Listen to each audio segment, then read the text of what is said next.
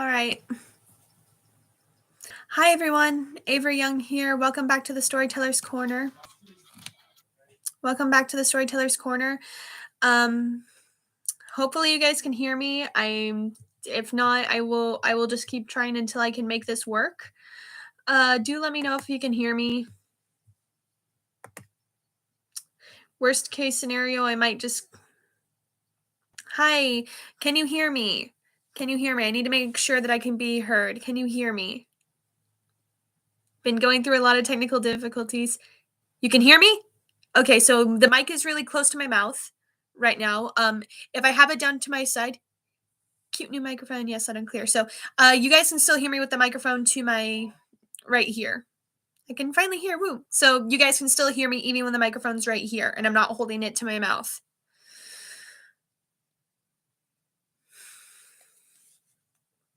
Just want to make sure I'm not too loud. But you guys can hear me even when the microphone is right here and not close to my mouth, right? I need some answers, please. I want to make sure I finally get this technical difficulty nipped in the bud. So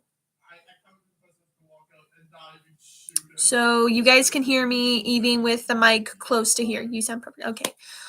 All right. I am terribly, terribly sorry for all the technical difficulties. I don't know why they've been going on. Heaven forbid. I don't like having my headphones in because if I have my headphones in and I use this mic, then you guys aren't able to hear the music. So welcome to my live stream. Anything that can go wrong will go wrong. Just check that off the bingo card along with the October cameos. So yeah.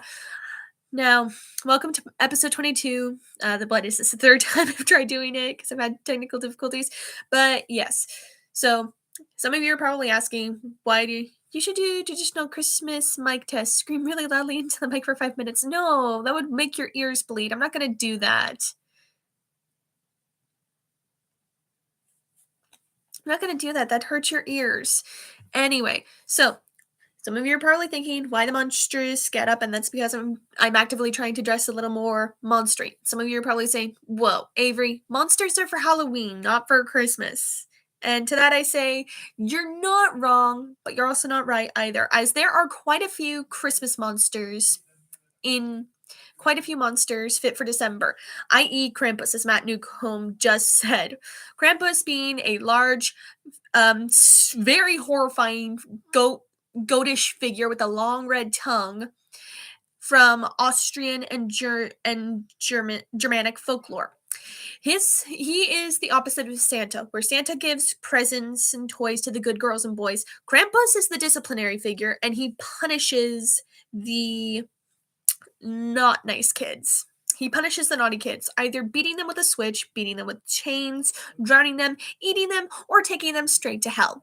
And Krampus is also a ladies' man, so he's very lecherous and very not nice. This is the kind of person you probably wouldn't want to invite to Christmas dinner. Let me just leave it at that for a copious amount of reasons. But Krampus isn't the only monstrous figure of Christmas. In Scandinavia, specifically Finland and Sweden, like somewhere in the Scandinavian area, you got the Yule Cat. The Yule Cat is not a benevolent Christmas kitty, despite the fact what you may think when I say Yule Cat. I know when someone says Yule Cat, you probably think a very happy, jolly, fluffy Christmas kitty, all the better to snuggle with. No, the Yule Cat is not friendly. It is not nice. This Yule Cat goes out hunting for people who do not get and wear new clothes on Christmas. If the Yule Cat sniffs you out and you're not wearing a new form of clothing, then the Yule Cat eats you. Yeah. Then we got the Yule lads, which are kind of gnomish, goblinish figures, and they do mischievous things. Like one of them bangs doors, one of them licks pots and pans, one of them eats candles. Ooh, what about Belschnickel? Belschnickel? I have never heard of that Christmas monster before. But not only do you have the Yule lads who cause mischief on their end, but then you also have their mother, who is a horrific troll, and she eats people. So yeah, monsters can also be associated with the Christmas time season. But yeah, Matt, I've never heard of Belschnickel before, and I'm probably mispronouncing that because German is I don't really can't really speak any other languages, but I want to learn though. I know a few words from different languages here and there, but not enough to have a full blown um, conversation with you in those languages. So yeah, but yeah, do tell Matt what is or who rather is Belschnickel.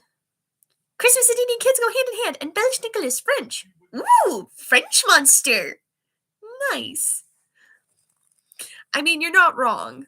You're not wrong. Christmas is, and eating kids. It kind of does tie into the original fairy tales where cannibalism and children eating is semi rampant. I mean, if you've ever heard the story of Hansel and Gretel, child eating witch.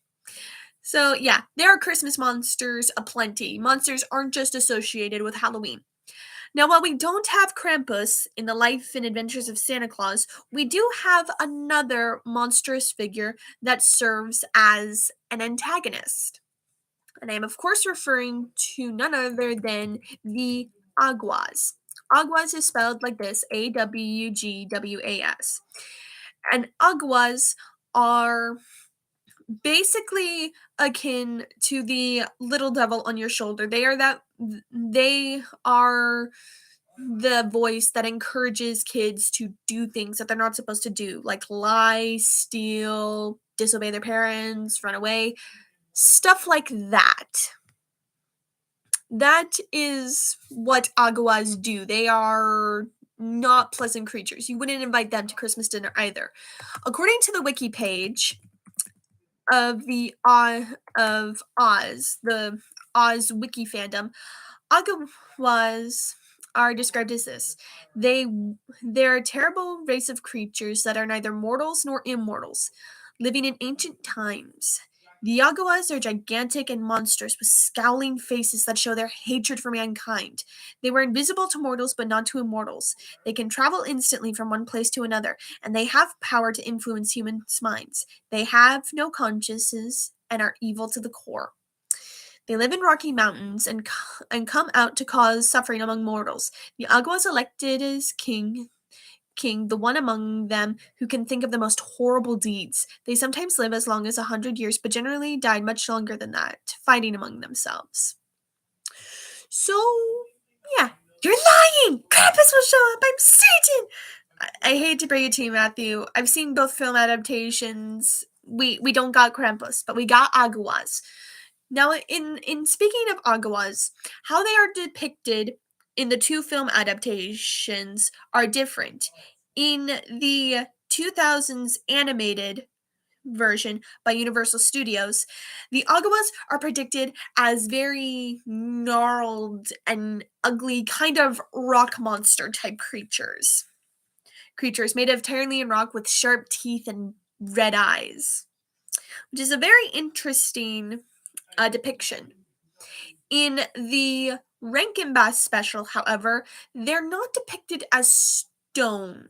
They're more a hodgepodge of various different monstery pieces. Like you got crooked mouths, you got fangs, you got horns, you got wings, you got tails, and the leader has sort of like catfish whiskers and a bull ring in his nose. If I had to choose which design I preferred more, I kind of have to say I prefer the Rankin Bass version as it shows these monstrous figures having a mismatch of features, and they look downright creepy and unpleasant. Again, to quote, with the face only a mother could love. Yeah, you wouldn't invite them to Christmas dinner. Oh, October, do you hear Cosmic? Yes. Cosmic is or October is our birthday, but yeah, we don't get Krampus. I'm sorry, Matt. We do get Aguas though, and Aguas are just as worse. And oh yes, I'm. That would be Cosmic. Cosmic wants in, so I'm just gonna go let her in real quick. Terribly sorry. Welcome to the live stream, guys. Be right back.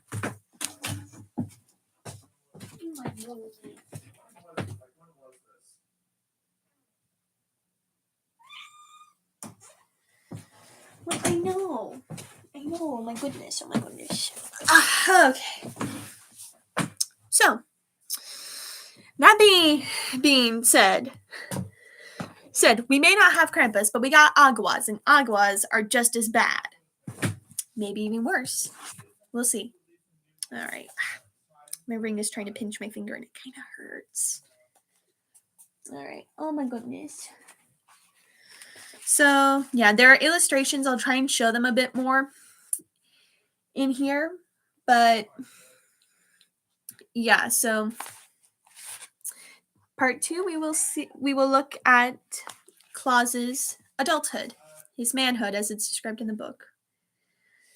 So, we last left off where, well, yes, Cosmic, I am reading a story. Come here. Here we go. Cosmic was trying to get my attention, but here we go. Cosmic cameo. Everyone check it off your bingo cards, despite the fact that I don't have a bingo card for my channel yet. Cosmic cameo. Do. Anyway. So, yes. We last left off at where Claus had left Burzee and was settling down in the Laughing Valley of Ho Ha Ho. It's very pleasant. So, chapter 1st, the Laughing Valley. When Claus came, the valley was empty, save for the grass, the brook, the wildflowers, the bees, and the butterflies. If he would make his home here and live after the fashion of men, he must have a house. This puzzled him at first. But while he stood smiling in the sunshine, he suddenly found beside him old Nelko, the servant of the master woodsman. Nelko bore an axe, strong and broad, with a blade that gleamed like burnished silver. This he placed in the young man's hand. Then he disappeared without a word. Claus understood, and turning to the forest's edge, selected a number of fallen tree trunks, which he began to clear of their dead branches. He would not cut into a living tree. His life among the nymphs who guarded the forest had taught him that a live tree is sacred, being a created thing endowed with feeling. But with the dead and fallen trees, it was different. They had fulfilled their destiny as active members of the forest community, and now it was fitting that their remains should minister to the needs of a man. Oh my goodness. Behave, you two! It's Christmas! Peace on earth and goodwill towards men, cats included. They're play fighting. Not gonna lie, that one line reminds me of Del Toro's Pinocchio. I watched it yesterday and I absolutely loved it. It certainly ties in with the themes of life and death, the Del Toro film. I highly recommend it. If you have Netflix, watch it. It's really good. Anyway, the axe bit deep into the logs at every stroke. It seemed to have a force of its own, and Claus had to swing and guide it. When shadows began creeping over the green hills to lie in the valley overnight, the young man had chopped many logs into equal lengths and proper shapes for building a house, such as he had seen the poorer classes of men inhabit. Then, resolving to await another day before he tried to fit the logs together, Claus ate some of the sweet roots he well knew how to find, drank deeply from the laughing brook, and lay down to sleep on the grass, first seeking a spot where no flowers grew, lest the weight of his body should crush them. Oh my goodness, calm down! It is like World War WrestleMania levels down on the floor. Because my cats are wrestling. Let's see. And while he slumbered and breathed in the perfume of the wondrous valley, the spirit of happiness crept into his heart and drove out all terror and care and misgivings. Never more would the face of Claus be clouded with anxieties. Never more would the trials of life weigh him down as with a burden. The Laughing Valley would claim him for its own. Would that we all might live in that delightful place, but then maybe it would become overcrowded. For ages it had awaited a tenant. Was it chance that led young Claus to make his home in this happy vale? Or may we guess that his thoughtful friends, the immortals, had directed his steps when he wandered away from Burzee to seek home in the great world? Certain it is, while the moon peered over the hilltop and flooded with its soft beams the body of the sleeping stranger, the Laughing Valley was filled with the queer, the peculiar, crooked shapes of the friendly nooks. These people spoke no words, but worked with skill and fitness. Oh, with skill and swiftness. Sorry, misread. The logs Claus had trimmed with his bright axe were carried to a spot beside the brook and fitted one upon the other, and during the night a strong and roomy dwelling was built. The birds came sweeping into the valley at daybreak, and their song, so seldom heard in the deep wood, aroused the stranger. He rubbed the web of sleep from his eyelids and looked around. The house met his gaze. "I must thank the Knooks for this," said he gratefully. Then he walked to his dwelling and entered at the doorway. A large room faced him, having a fireplace at the end and a table and a bench in the middle. Beside the fireplace was a cupboard. Another doorway was beyond. Claus entered here also, and saw a smaller room with a bed against the wall and a stool set near a small stand. On the bed were many layers of dried moss brought from the forest. "Indeed, it is a palace!" exclaimed the smiling Claus. "I must thank the good Knooks again for their knowledge of man's needs as well as for their labors in my behalf." He left his new home with a glad feeling that he was not quite alone in the world, although he had chosen to abandon his forest lives. Friendships are not easily broken, and the immortals are everywhere. That is wholesome right there. And fun fact, it actually does happen in both the adaptations. In the 2000s film, it's a musical, and we hear this song where the Knooks and the fairies are building Claus's house. In the Rankin Bass film, he wakes up and the house is there for him. And then he has sort of like they have like a housewarming party for him there. And he thanks them for the house, but that's wholesome. And I don't know about you guys, but having all anxiety and all fear just vanish, like not having to worry about anything, wouldn't that be peaceful? I don't know. It seems wonderful to me. So, immortals are everywhere. Okay. Upon reaching the brook, he drank of the pure water and sat down on the banks to laugh at the mischievous gambols of the ripples as they pushed one another against the rocks or crowded desperately to see which should first reach the turn beyond. And as they raced away, he listened to the song they sang.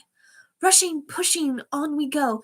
Not a wave may gently flow.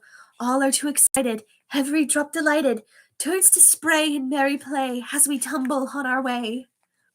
Next, Claus searched for roots to eat, while the daffodils turned their little eyes up to him laughingly and lisped their dainty song. So with a lisp. "Blooming fairly, growing rarely, never flowerets were so gay." Gay back then meaning happy. "Perfume breathing, joy bequeathing, as our colors we display." It made Claus laugh to hear the little thing's voice, their happiness as they nodded gracefully on their stems. But another strain caught his ear, as the sunbeams fell gently across his face and whispered, "Here is gladness that our rays warm the valley through the days. Here is happiness to give, comfort unto all who live." "Yes," cried Claus in answer, "there is happiness and joy in all things here. The Laughing Valley is a valley of peace and goodwill." He passed the day talking with the ants and beetles and exchanging jokes with the light-hearted butterflies. Itchy nose. I got my bangs trimmed in case you guys didn't know. Itchy nose. Yeah, here we go. And at night he lay on his bed of soft moss and slept soundly. Then came the fairies, merry but noiseless, bringing skillets and pots and dishes and pans and all the tools necessary to prepare food and to comfort a mortal. With these they filled cupboard and fireplace, finally placing a stout suit of wool clothing on the stool by the bedside.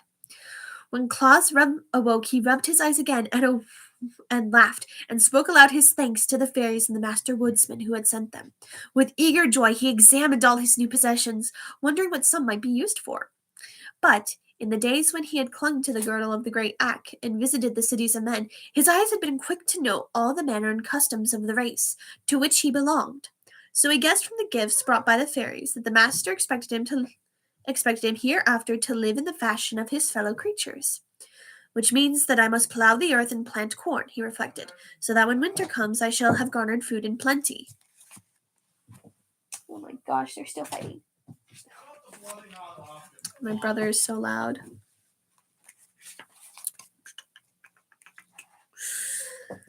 Huh. But again, it's very nice that the Nooks and the Fairies are providing him with all this.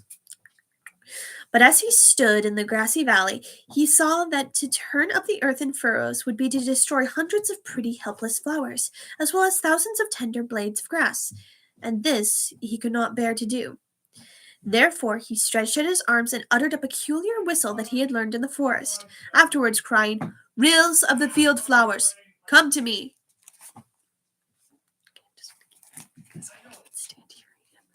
I'm sorry, my brother is being very loud, despite the fact that his microphone is right close to his mouth. So I'm terribly sorry. "Rills of the field flowers, come to me!" Instantly, a dozen of the queer little rills were squatting upon the ground before him, and they nodded to him in cheerful greeting. Claus gazed upon them earnestly. "You are brothers of the forest," he said. "I have known and loved many years. I shall love you also when we have become friends. To me the laws of the rills, whether those of the forest or of the field, are sacred. I have never wilfully destroyed one of the flowers you can tend so carefully, but I must plant grain to use for food during the cold winter. And how am I to do this without killing the little creatures that sing to me so prettily and of their fragrant blossoms?" The yellow rill who tended the buttercups made answer, "Fret not, friend Claus. Laws, the great Ak has spoken to us of you. This is better work for you in life than to labor for food. And though not being of the forest, Ak has no command over us. Nevertheless, we are glad to favor one he loves. Live, therefore, to do the good work you are resolved to undertake. We, the field rills, will attend to your food supplies." After this speech, the rills were no longer to be seen, and Claus drove from his mind the thought of tilling the earth. When next he had wandered back to his dwelling, a bowl of fresh milk stood upon the table. Bread was in the cupboard, and sweet honey filled the dish beside it. A pretty basket of rosy apples and new plucked grapes were also awaiting him. He called out, "Thanks, my friends," to the invisible rills, and straightway began to eat the food. Therefore, when hungry, he had but to look into the cupboards to find goodly supplies brought by the kindly rills, and the Knooks cut and sacked much wood for his fireplace, and the fairies brought him warm blankets and clothing. So began his life in the Laughing Valley, with the favor and friendship of the immortals to minister his every want. And here we have a picture of, I believe, the rills. A depiction of the rills, at least. Which, again, I find it very fascinating how all of these are depicted. And it makes me happy to read about this. Because, again, I've never read this before. Oh, this is one of my favorite chapters. Oh, yes, this chapter does have a cat. How did you two know? My goodness, you're both so clever. My goodness. Silly cats. All right, chapter 2. How Claus made the first toy. Cat! Yes, Matt, cat. I have two of my cats in here with me, October and Cosmic. And then we have a little cat. We have a black cat right here. How Claus made the first toy. Oh my goodness, you are so hyper and spazzy. My goodness gracious, Cosmic. Oh, my foot fell asleep. Anyway. Woo, cat! Yes, we get kitty cats. Anyway, how Claus made the first toy. Truly, our Claus had wisdom, for his good fortune but strengthened his resolve to befriend the little ones of his own race. He knew his plan was approved by the immortals, else they would not have favored him so greatly. So he began at once to make acquaintance with mankind. He walked through the valley to the plain beyond, and crossed the plain in many directions to reach the abodes of men. These stood singly,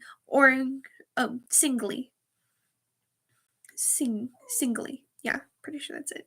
Singly, or in groups of dwellings called villages, and nearly all the houses, whether big or little, Claus found children. The youngsters soon came to know his merry laughing face and the kind glance of his bright eyes. And the parents, while they regarded the young man with some scorn for loving children more than their elders, were content that the girls and boys had found a playfellow who seemed willing to amuse them.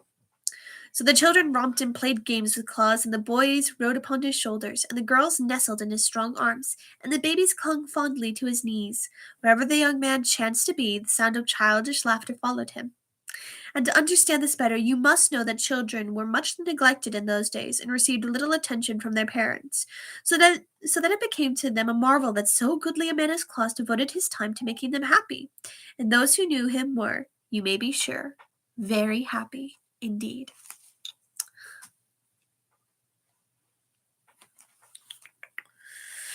Right. The sad faces of the poor and abused grew bright for once. The crippled smiled despite his misfortune. The alien one hushed their moans and the grieved ones their cries when their merry friend came nigh to comfort them.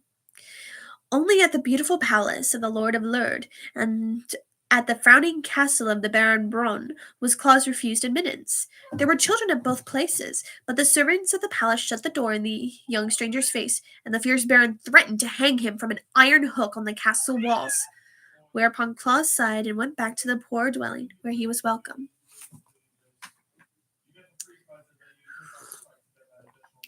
And I apologize if I sound a little weird. My throat's a little sore. I think I'm coming down with something. What? Do you want out? Do you want out? Do you want to go on an adventure? Goodness. How about you just sit in my lap? How about you just sit in my lap and we just read this story together? Oh, not on the laptop. Be on the bed then. My goodness. Crazy kitty. Oh. Alright, so he wants to help all the other children of the world, but the ones in the servants of the palace shut him out. Dang. Where he was welcome. After a time, the winter drew near. Oh! Would you not? Calm down. Can you please just calm down? My goodness. There. Oh my goodness. There we go. We got more cat. Hey, we heard you liked cats, so we put more cat in your cat. I probably shouldn't have put her on my bed. She's so spazzy and random. My goodness. You're so crazy. Yes, you are. Boop. Anyway. So, where he was welcome. After a time, the winter drew near. The flowers lived out their lives and faded and disappeared. The beetles burrowed far into the warm earth. The butterflies deserted the meadows, and the voice of the brook grew hoarse, as if it had taken cold. One day, snowflakes filled the air in the Laughing Valley, dancing boisterously toward the earth, and clothing in pure white raiment the roof of Claus's dwelling. At night, Jack Frost rapped at the door. And Jack Frost is also canon in the Oz Wiki. "Come in," cried Claus. "Come out," answered Jack, "for you have a fire inside." So Claus came out, and he had known Jack Frost in the forest and liked the jolly rogue, even while he mistrusted him. Cat, yes, my cat Cosmic and then Cat October, they're staring at me. The jolly rogue, even while he mistrusted him, for Jack Frost is kind of a trickster-ish spirit. "There will be a rare sport for me tonight, Claus," shouted the sprite. "Isn't this glorious weather? I shall nip scores of noses and ears and toes before daybreak." "If you love me, Jack, spare the children," begged Claus. "And why?" asked the other in surprise. "They are tender and helpless," answered Claus. "But I love to nip the tender ones," declared Jack. "The older ones are tough and tire my fingers. The young ones are weak and cannot fight you," said Claus. "True," agreed Jack thoughtfully. "Well, I will not pinch a child this night, if I can resist the temptation," he promised. "Good night, Claus." "Good night." The young man went on and closed the door, and Jack Frost ran on to the nearest village. Oh my goodness. Hang on a sec, they want out again. I'll be right back. I know. Oh my goodness, don't jump to the door now. Calm down. Please lower your voice. I'm trying to do a live stream. You can deep throat your mic.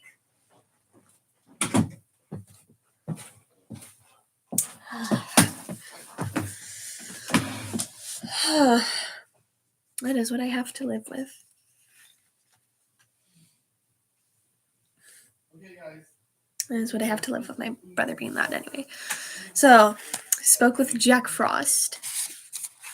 "But I love to nip the tender ones. The elders are tough and they hurt my fingers." Yeah, she was meowing. Tell me, Matt, what do you think of the story so far? All you've made comment of is my cats. Nearest village. Claus threw a log on the fire, which burned up brightly. Beside the hearth sat Blinky, a big cat given to him by Peter the Knook. Her fur was soft and glossy, and she purred never-ending songs of contentment. "I shall not see the children again soon," said Claus to the cat, who kindly paused in her song to listen. "The winter is upon us, the snow will be deep for many days, and I shall be unable to play with my little friends." The cat raised a paw and stroked her nose thoughtfully, but made no reply. So long as the fire burned and Claus sat in his easy chair by the hearth, she did not mind the weather. So passed many days and many long evenings. The cupboard was always full, but Claus became weary with having nothing to do more than to feed the fire from the big wood pile the Knooks had brought him. One evening he picked up a stick of wood and began to cut it with his sharp knife. He had no thought at first except to occupy his time, so he whistled and sang to the cat as he carved away portions of the stick. Puss sat up on her haunches and watched him, listening at the same time to her master's merry whistle, which she loved to hear even more than her own purring songs. Claus glanced at Puss, then at the stick he was whittling, until presently the wood began to have a shape, and the shape was like the head of a cat, with two ears sticking upward. Claus stopped whistling to laugh. Then both he and the cat looked at the wooden image in some surprise. Then he carved at the eyes and the nose and rounded the lower part of the head so that it rested upon a neck. Puss hardly knew what to make of it now, and sat up stiffly, as if watching with some suspicion what would come next. Claus knew. The head gave him an idea. He plied his knife carefully, and with skill forming slowly the body of a cat which he made to sit upon its haunches, as a real cat did, with her tail wound round her two front legs. The work cost him much time, but the evening was long, and he had nothing better to do. Finally, he gave a loud and delighted laugh at the result of his labors, and placed the wooden cat, now completed, upon the hearth opposite the real one. Puss thereupon glared. My brother is very loud. Puss thereupon glared at her image, raised her hair in anger, and uttered a defiant mew. The wooden cat paid no attention, and Claus, much amused, laughed again. Then Blinky advanced toward the wooden image to eye it closely and smell of it intelligently. Eyes and nose told her the creature was wood, in spite of its natural appearance. So Puss resumed her seat and her purring, but as she neatly washed her face with her padded paw, she cast more than one admiring glance at her clever master. Perhaps she felt the same satisfaction we feel when we look upon good photographs of ourselves. The cat's master was himself pleased with his handiwork, without knowing exactly why. Indeed, he had great cause to congratulate himself that night, and all the children throughout the world should have joined him in rejoicing, for Claus had made his first toy. The very first toy was a little carved wooden cat.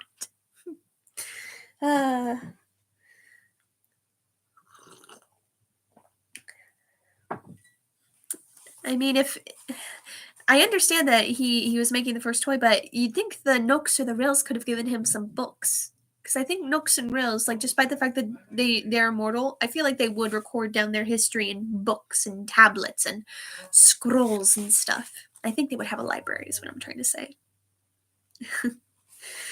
Chapter 3rd. How the Rills Colored the Toys. Here we get a picture of a nice Rill painting one of the carved wooden kitties.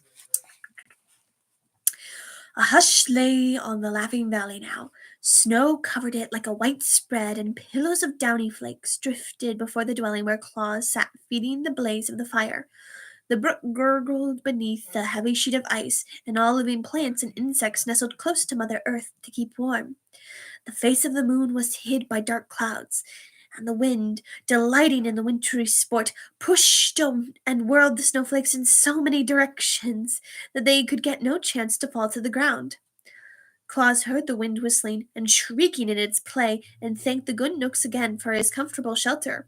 Blinky washed her face lazily and stared at the coals with a look of perfect content. The toy cat sat opposite. The real one gazed and gazed straight ahead, as toy cats should. Yes, replied Claus happily. Now I will put you in my warm bed, and you must sleep until morning, and I will care.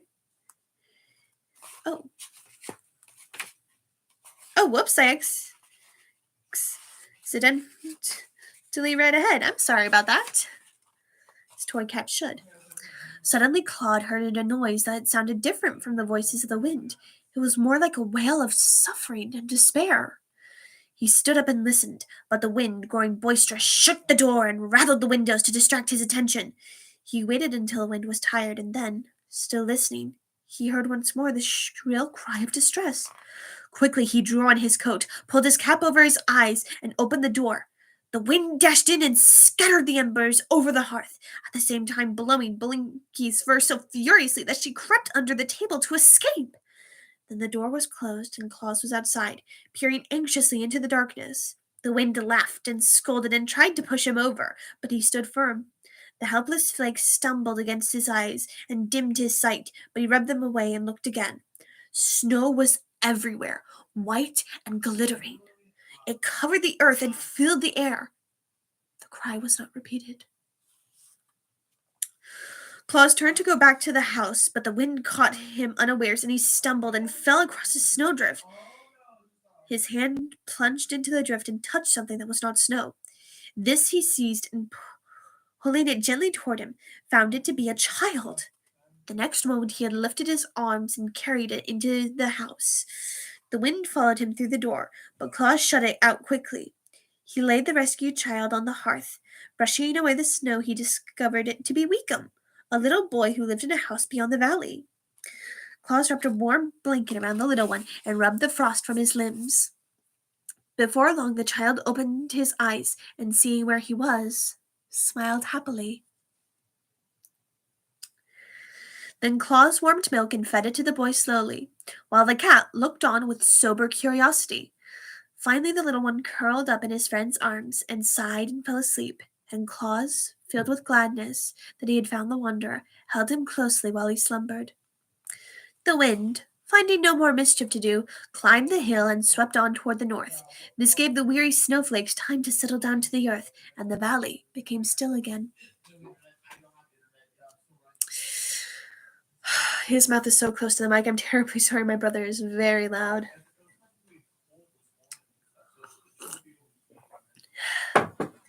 But it seems the comments have gone quiet. No one seems to be making comment about the story. I like reading your comments, but it seems quiet now. Let's see.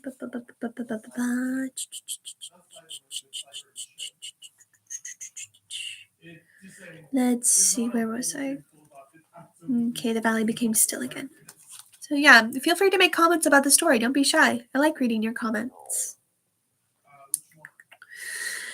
Okay, the valley became still again. The boy, having slept well in the arms of his friend, opened his eyes and sat up. Then, as a child will, he looked around the room and saw all that it contained. "Your cat is a nice cat, Claus," he said at last. "Let me hold it." But Puss objected and ran away. "The other cat won't run." "Oh, the other cat won't run, Claus," continued the boy. "Let me hold that one." Claus placed the toy in his arms, and the boy held it lovingly and kissed the tip of its wooden ear. "How did you get lost in the storm, Weekum?" asked Claus. "I started to walk to my auntie's house and lost my way," answered Weekum. How about you comment about the story, Matt Newcomb? This is just as bad as you with the 3 magic horses. My goodness. Or is your next phase going to be cat rather than 3 magic horses? It's probably what's going to blow up the chat next. Okay, Auntie's house, but I lost my way. "Were you frightened?" "I was cold," said Weekum, "and the snow got in my eyes, so I could not see. And then I kept on till I fell in the snow, without knowing where I was, and the wind blew the flakes over me and covered me up." Claus gently stroked his head, and the boy looked up at him and smiled. "I'm all right now," said Weekum. "Yes," replied Claus happily. "Now I will put you in my warm bed, and you must sleep until morning, when I will carry you back to your mother." "May the cat sleep with me?" asked the boy. "Yes, if you wish it to," answered Claus. "It's a nice cat," Weekum said, smiling as Claus tucked the blankets around him, and presently the little one fell asleep with the wooden toy in his arms. When the morning came, the sun... I must admit, I'm at work while listening to you. I got a desk job, so listening to you read is nice while working. Well, I'm glad, and hopefully your desk job goes really well. Just casually sipping my tea. This is prime ASMR. Okay. Okay, so when the morning came, the sun claimed the Laughing Valley and flooded it with its rays. So Claus prepared to take the lost child back to its mother. "May I keep the cat, Claus?" asked Weekum. "It's nicer than real cats. It doesn't run away or scratch or bite. May I keep it?" "Yes, indeed," answered Claus, pleased that the toy he had made could give such pleasure to the child. So he wrapped the boy and the wooden cat in a warm cloak, perched the bundle upon his own broad shoulders, and then he tramped through the snow and the drifts of the valley and across the plain beyond to the poor cottage where Winkum's mother lived. "I see Mama!" cried the boy, and as soon as they entered, "I've got a cat!" I misread that. It's a busy day, and I'm sorry for seeing that. It's fine, I understand. Life happens. Oh, excuse me. All right. The good woman wept tears of joy over the rescue of her darling and thanked Claus many times for his kind act. So he carried a warm and happy heart back to his home in the valley. That night he said to Puss, "I believe the children will love the wooden cats almost as well as the real ones, and they can't hurt them by pulling their tails and ears. I'll make another." So this was the beginning of his great work.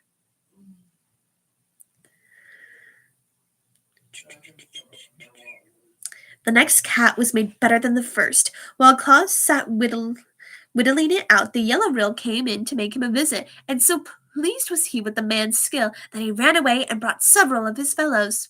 There sat the red ryl, the black ryl, and the green ryl, the blue ryl and the yellow ryl in a circle on the floor, while Claus whittled and whistled and the wooden cat grew into shape. If it could be made the same color as the real cat, no one would know the difference," said the yellow ryl thoughtfully. "The little ones, maybe, would not know the difference." Oh, wrong voice. "The little ones, maybe, would not know the difference," replied Claus, pleased with the idea. "I will bring you some of the red that I color my roses and tulips with," cried the red ryl, "and then you can make the cat's lips and tongue red." I will bring some of the green that I color my grass and leaves with," said the green ryl. And that, for those of you who don't know, is spelled like that, or RYL. "And then you can color the cat's eyes green." "They will need a bit of yellow also," remarked Yellow Ryl. "I must fetch some of the yellow that I used to color my buttercups and goldenrods with." "The real cat is black," said the black ryl. "I will bring some of the black that I used to color the eyes of my pansies with, and then you can paint your wooden cat black." "I see you have a blue ribbon round Blinky's neck," added the blue ryl. "I will get some of the blue that I used to paint the bluebells and forget-me-nots with. Then you can carve a wooden ribbon on the toy cat's neck and paint it blue." So the ryls disappeared, and by the time Claus had finished carving out the form of the cat, they were all back with the paints and brushes. So when Scrap is going to assault the first child? Makes sense since we saw the first toy made by Santa. Matt, I told you before, Krampus isn't in this story. We get Agawas, though, and that's about as close to Krampus as we can get. Speaking of... Oh, we're almost down to... We're getting close to the Agawas soon. So, yeah. I told you before, this is the life and adventures of Santa Claus.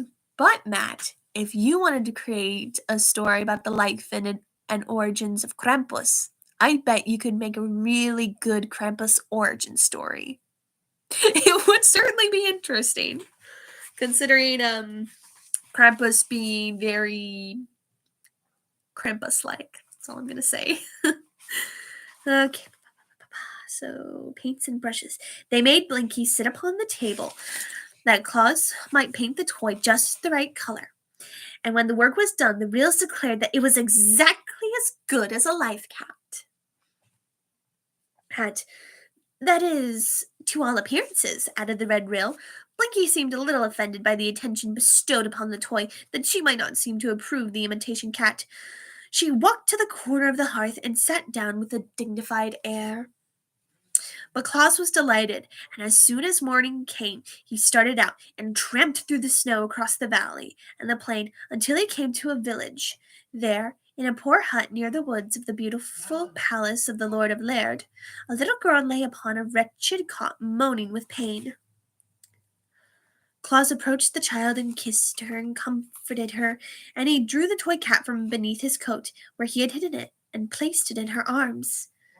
Ah, how well he felt himself repaid for his labor, and his long walk when he saw the little one's eyes grow bright with pleasure. She hugged the kitty tight to her breast as if it had been a precious gem and would not let it go for a single moment. The fever was quieted, the pain grew less, and she fell into a sweet and refreshing sleep. Claus laughed and whistled and sang all the way home.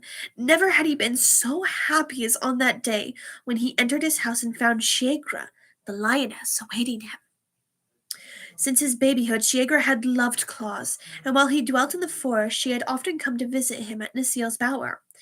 After Claus had gone to live in the Laughing Valley, Shiegra became lonely and ill at ease, and now she had braved the snowdrifts, which all lions abhor, abhor meaning to hate and dislike strongly, to see him once more. Shiegra was getting old, and her teeth were beginning to fall out, while the hairs that tipped her ears had changed from tawny yellow to white. Claus found her lying on his hearth, and he put his arms around the neck of the lioness and hugged her lovingly.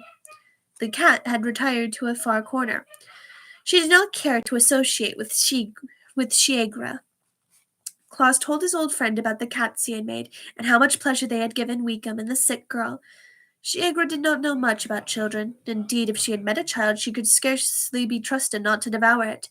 But she was interested in Claus's new labors, and said, "These images seem to me very attractive. Yet I cannot see why you should make cats, which are very unimportant animals. Suppose now that I am here, you might make the image of a lioness, the queen of all beasts. Then indeed your children will be happy and safe at the same time." Krampus would later steal the wooden hat and oh my gosh, Matt! Matt, jeez, I'm not gonna finish reading that. Like, if you get to see the live replay, you can just read for yourself. Like, wow, wow, wow, Matt. Who else but Krampus? I'd rather see Krampus go on a womanizing trip, because Krampus is lecherous and a ladies' man. Jeez, Matt. Same time. Claus thought this was a good suggestion, so he got a piece of wood and sharpened his knife, while Shiegra crouched upon the hearth at his feet. With much care he carved the head in the likeness of the lioness, even to the two fierce teeth that curved over her lower lip, and the deep frowning lines above her wide open eyes. When it was finished, he said, "You have a terrible look, Shiegra." "Then the image is like me," she answered, "for I am indeed terrible to all who are not my friends." Claus now carved at the body, with Shiegra's long tail trailing behind it. The image of the crouching lioness was very lifelike. "It pleases me," said Shiegra, yawning and stretching her body gracefully. "Now I will watch while you paint." He brought the paints the Ryls had given him from the cupboard, and colored the image to resemble the real Shiegra. The lioness placed her big padded paws upon the edge of the table, and raised herself while she carefully examined the toy that was her likeness. "You are indeed skillful," she said proudly. "The children will like that better than cats, I am sure. then snarling at Blinky, who arched her back in terror and whined fearfully. She walked away toward her forest home with stately strides. Here's the picture of I'm pretty sure the carving of Shiegra, the lioness.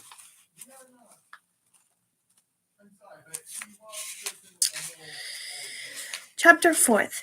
How little Mary became frightened. Chapter the 4th.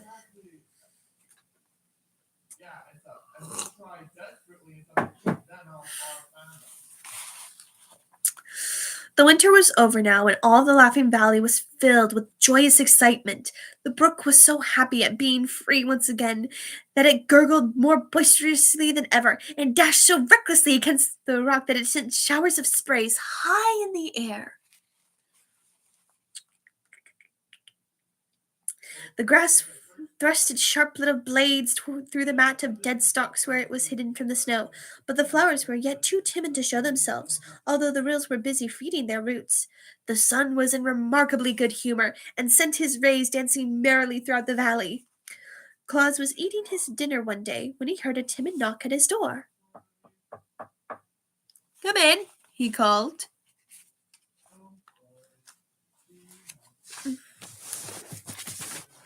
Let me just prop this up so that way it doesn't overheat. Sorry. There we go. That's better. My legs are probably going to fall asleep, but it's better. So, okay. No one entered, but after a pause came another rapping. Claus jumped up and threw open the door. Before him stood a small girl holding a smaller brother fast by the hand. "Is you Claus?" she asked shyly. "Indeed I am, my dear," he answered with a laugh as he caught both children in his arms and kissed them. "You are very welcome, and you have come just in time to share my dinner." He took them to the table and fed them with fresh milk and nut cakes. When they had eaten enough, he asked, "Why have you made this long journey to see me?" "I want a tat," replied little Marie, and her brother, who had not yet learned to speak many words, nodded his head and exclaimed like an echo, "Tat!" These kids are like little toddlers. They're toddling. Adorable. Youth. Ooh, immersion with the knocking. Yeah, I try to include immersion as I can in different voices for the characters. I try to put all the effort in I can. Okay, so Tam. "Oh, you want my toy cats, do you?" returned Claus, greatly pleased to discover that his creations were so popular with children. The little visitors nodded eagerly. "Unfortunately," he continued, "I have but one cat now ready, for I carried two to children in the town yesterday, and the one I have shall be given to your brother, Mary, because he is smaller, and the next one I make shall be for you." The boy's face was bright with smiles as he took the precious toy Claus held out to him, but little Mary covered her face with her arms and began to sob grievously. I want to tat now," she wailed. Her disappointment made Claus feel miserable for a moment. Then he suddenly remembered Shakra. "Don't cry, darling," he said soothingly. "I have a toy much nicer than a cat, and you shall have that." He went to the cupboard and drew out the image of the lioness, which he placed at the table for Mary.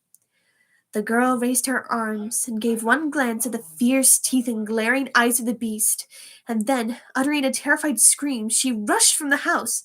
The boy followed her, also screaming lustily, and even dropping his precious cat in fear. For a moment Claus stood motionless, being puzzled and astonished. Then he threw Shagra's image into the cupboard and ran after the children, calling them not to be frightened. Little Mayron stopped in her flight, and her brother clung to her skirt, but they both cast fearful glances at the house until Claus assured them many times that the beast had been locked in the cupboard. "Yet why were you frightened at seeing it?" he asked. "It is only a toy to play with." "It's bad," said Mary decidedly, and just horrid, and not a bit nice, like tats." "Perhaps you are right," returned Claus thoughtfully, "but if you return with me to the house, I will soon make you a pretty cat." So they timidly entered the house again, having faith in their friend's words, and afterwards they had the joy of watching Claus carve out a cat from a bit of wood and paint it in natural colors. It did not take him long to do this, for he had become skillful with his knife by this time, and Mary loved her toy the more dearly because she had seen it made. Krampus would hear the kids asking Santa for a cat half from afar. Krampus would soon call upon his good friend the Yule Cat. Krampus, oh my gosh. Oh my gosh. I mean, fair enough. I get Krampus would probably do that. But still, his whole thing is that he just punishes the naughty children. He doesn't go around willy-nilly killing people. He just goes after the bad children. That's his whole thing. He's the opposite of Santa and punishes the naughty children. These kids aren't naughty. They're just little kids.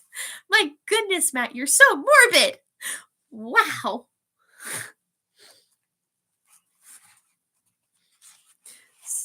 Still though, I mean, it would be interesting if the Yule Cat and Krampus knew each other. Maybe they have poker nights or something. Play poker, go out for drinks. I don't know.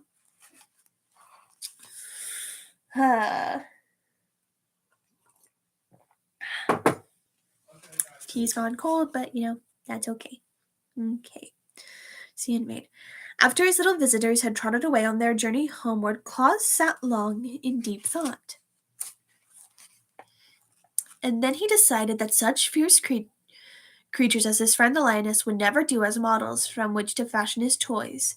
There must be nothing to frighten the dear babies, he reflected, and while I know Shiegra well, and am not afraid of her, it is but natural that children should look upon her image with terror. Hereafter, I will choose such mild-mannered animals as squirrels and rabbits and deer and lambkins from which to carve my toys, for then the little ones will love rather than fear them. This is the Krampus Orden. He hasn't learned that he must punish bad kids yet. Oh my gosh. Okay, I know I said you could totally make an origin story for Krampus, but I feel like at one point he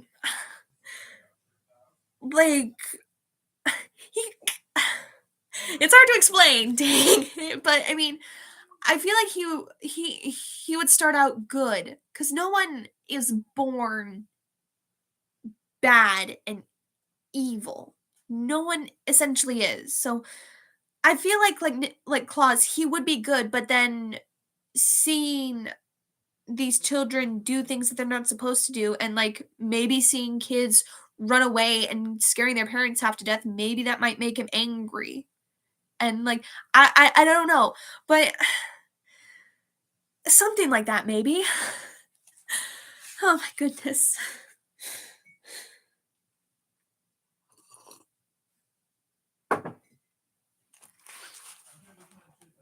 Anyway, so fear them. He began his work that very day, and before bedtime he had made a wooden rabbit and a lamb. They were not quite so lifelike as the cats had been, because they were formed from memory, while Blinky had sat very still for Claus to look at while he worked. But the new toys pleased the children nevertheless, and the fame of Claus's playthings quickly spread to every cottage on plain and in village. He always carried his gifts to the sick or crippled children, but those who were strong enough to walk to the house in the valley to ask for them. So a little path was soon worn from plain to the door of the toymaker's cottage. Krampus is a demon, evil incarcerated. Fair enough. But by that same logic, even Satan himself was once an angel before he fell. Maybe the same could be said. Krampus could have fallen at one point. Don't know. There are a lot of creative possibilities. I'm just going to say that. So, let's see. Blinky, Toymaker's Cottage. Okay. First came the children who had been playmates of Claus before he began to make toys. These, you may be sure, were well supplied. Excuse me. Then children who lived farther away heard of the wonderful things and made journeys to the valley to secure them. All little ones were welcome, and never one went away empty-handed. This demand for his handiwork kept Claus busily occupied, but he was quite happy in the knowledge but he was quite happy in knowing the pleasure he gave to so many of the dear children.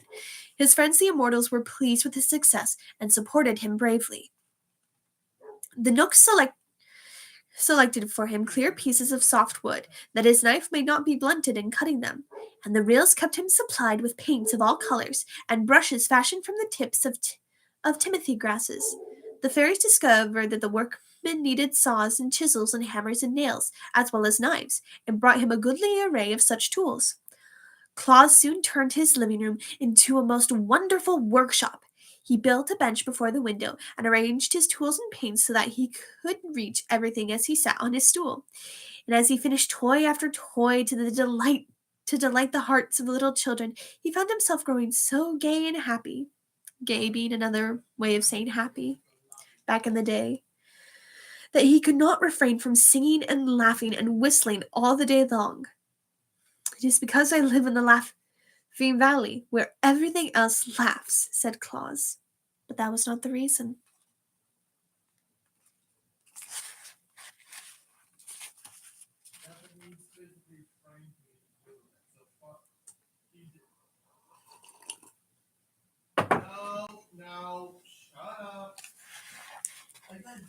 Chapter 5. How Bessie Blithesome Came to the Laughing Valley. One day, as Claus sat before his door to enjoy the sunshine while he busily carved the head and horns of a toy deer, he looked up and discovered a glittering cavalcade of horsemen approaching through the valley. When they drew near, he saw that the band consisted of a score of men-at-arms clad in bright armor and bearing in their hands spears and battle-axes. In front of these rode little Bessie Blithesome, the pretty daughter of that proud Lord of Laird, who had once driven Claus from his palace. Her palfrey was pure white, its bridle was covered with glittering gems, and the saddle draped with a cloth of gold, richly embroidered. The soldiers were sent to protect her from harm while she journeyed. The divinity of Krampus before he fell from grace sounds hilarious. I'm just imagining Krampus in white angelic robes, just this hairy goat man in a divine light. Well, maybe he could have been a Snow White goat. Maybe I don't know. No, like to me, I don't know. To me, it seems unnecessarily cruel that he would just go around causing chaos.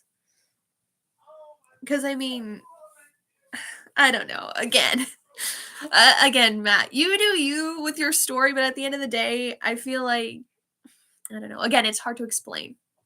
My goodness. Claus was surprised, but he continued to whittle and to sing until the cavalcade drew up before him, and the little girl leaned over the neck of her palfrey and said, "Please, Mr. Claus, I want a toy." Her voice was so pleading that Claus jumped at once and stood beside her, but he was puzzled how to answer her request. "You are a rich lord's daughter," said he, "and have all that you desire." "Except toys," added Bessie. "There are no toys in all the world but yours. And I make them for the poor children who have nothing else to amuse them," continued Claus. "Do poor children love to play with toys more than rich ones?" asked Bessie. "I suppose not," said Claus thoughtfully. "Am I to blame because my father is a lord? Must I be denied the pretty toys I long for because other children are poorer than I?" she inquired earnestly.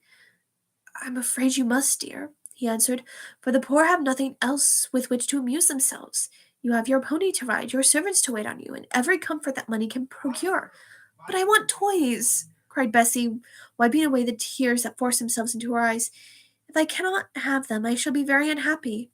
Claus was troubled, for grief recalled to him the thought that his desire was to make all children happy, without regard to their condition in life. Yet while so many poor children were clamoring for his toys, he could not bear to give one of them to Bessie Blithesome, who already had so much to make her happy. "Listen, my child," he said gently. "All the toys I am now making are promised to others, but the next shall be yours since your heart so longs for it. Come to me again in 2 days, and it shall be ready for you." Bess gave a cry of delight, and leaning over her pony's neck, she kissed Claus prettily upon his forehead. Then, calling to her men-at-arms, she rode gaily away, leaving Claus to resume his work. "If I am to supply the rich children as well as the poor ones," he thought, "I shall not have a spare moment in the whole year." But is it right I should give to the rich? Surely I must go to Necile and talk with her about this matter. So when he had finished the toy deer, which was very like a deer he had known in the forest glades, he walked to Burzee and made his way to the bower of the beautiful nymph Necile, who had been his foster mother. Oh, my foot is falling asleep. My foot is falling asleep. My goodness.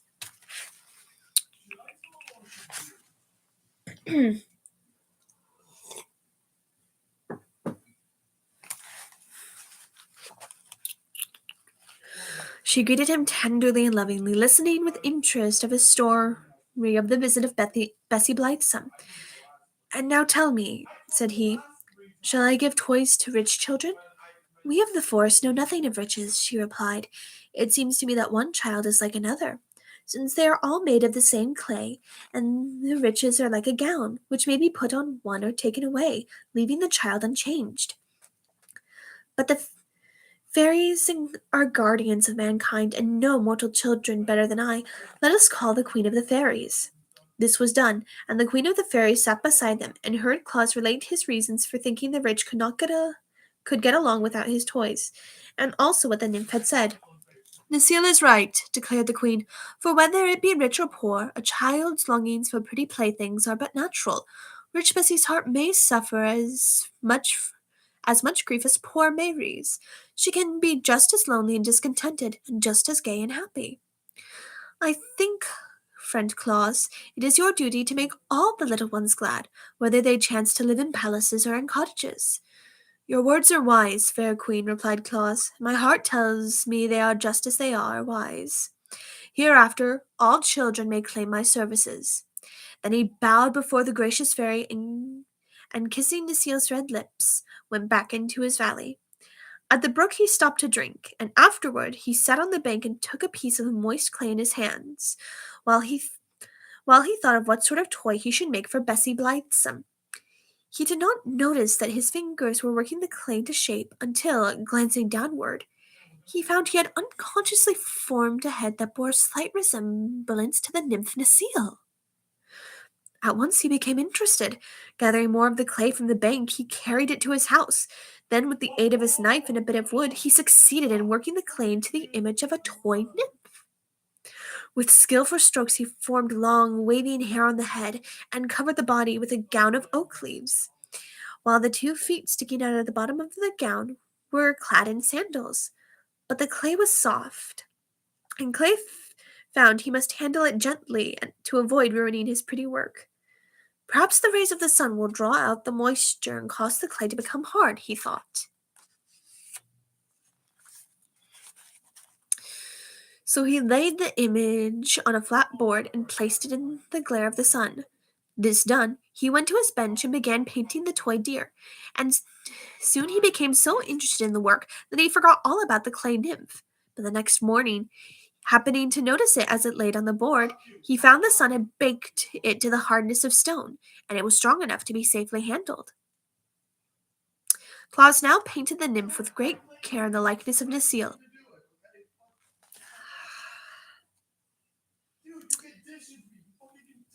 My brother is very loud. I can hear him through my headphones.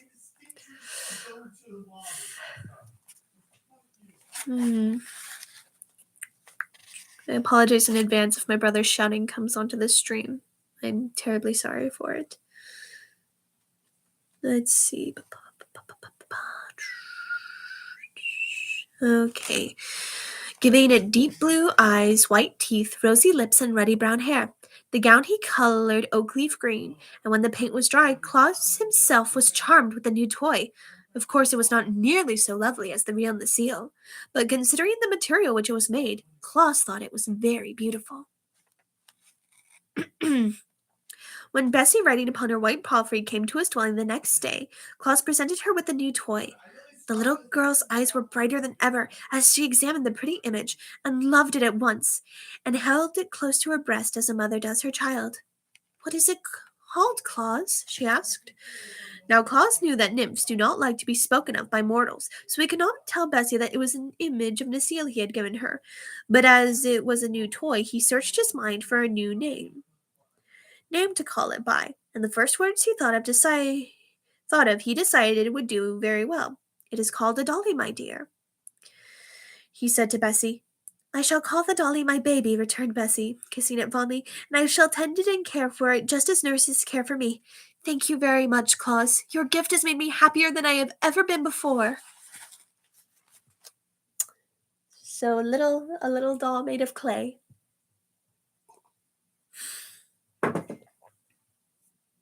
Not gonna lie, it makes me think of like a china doll, like a porcelain doll. Then she rode away, hugging the toy in her arms, and Claus, seeing her delight, thought he would make another dolly, better and more natural than the first.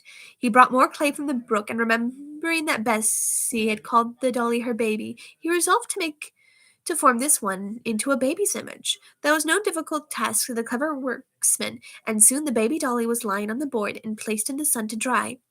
Then, with the clay that was left, he began to make an image of Bessie Blithesome herself. This was not easy, for he found he could not make the silken robe of the Lord's daughter out of the common clay. So he called the fairies' aid and asked them to bring him colored silks with which to make a real dress for the clay image. The fairies set off at once on their errand. Before nightfall, they returned with a generous supply of silks and laces and golden threads. Claus now became impatient to complete his new dolly, and instead of waiting for the next day's sun, he placed the clay image upon his hearth and covered it over with glowing coals. By morning, when he drew the dolly from the ashes, it had baked as hard as if it had lain a full day in the hot sun. Now our Claus became a dressmaker as well as a toy maker. He cut the lavender silk and neatly sewed it into a beautiful gown that just fitted the new dolly. And he put a lace collar around its neck and pink silk shoes on its feet. The natural color of baked clay is a light gray, but Claus painted the face to resemble the color of flesh, and he gave the dolly Bessie's brown eyes and golden hair and rosy cheeks. Sorry, itchy nose.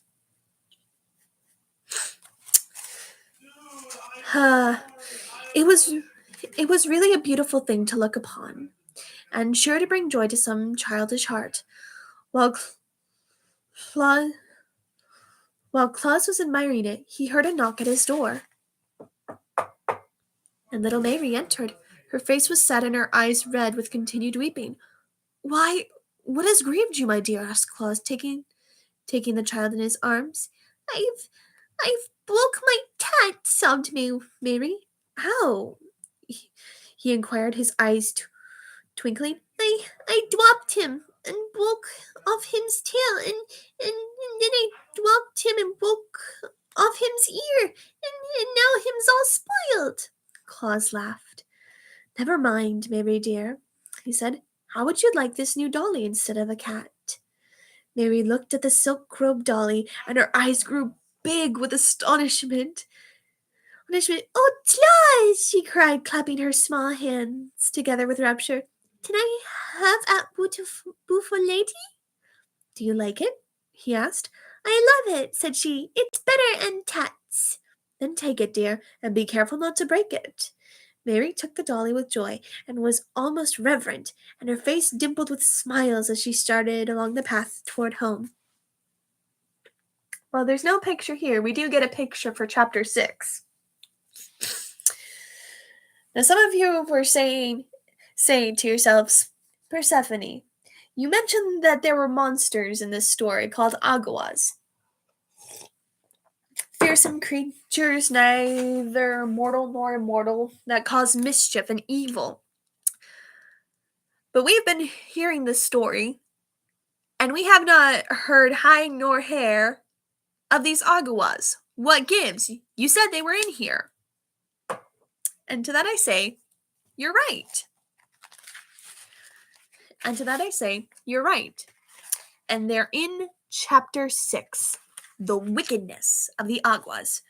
Krampus stood in the shadows. Great envy and anger filled his heart, seeing a little girl receive the dolly that he desired. Aw, Krampus wanted a toy too? Oh my gosh, Claus seeing Krampus, so there are no hard feelings. Claus gives Krampus a teddy bear. Nice, fluffy teddy bear to cuddle with. Anyway, chapter 6th, The Wickedness of the Aguas. I must now tell you something about the Aguas, that terrible race of creatures which caused our good Claus so much trouble, and nearly succeeded in robbing the children of the world of their earliest and best friend.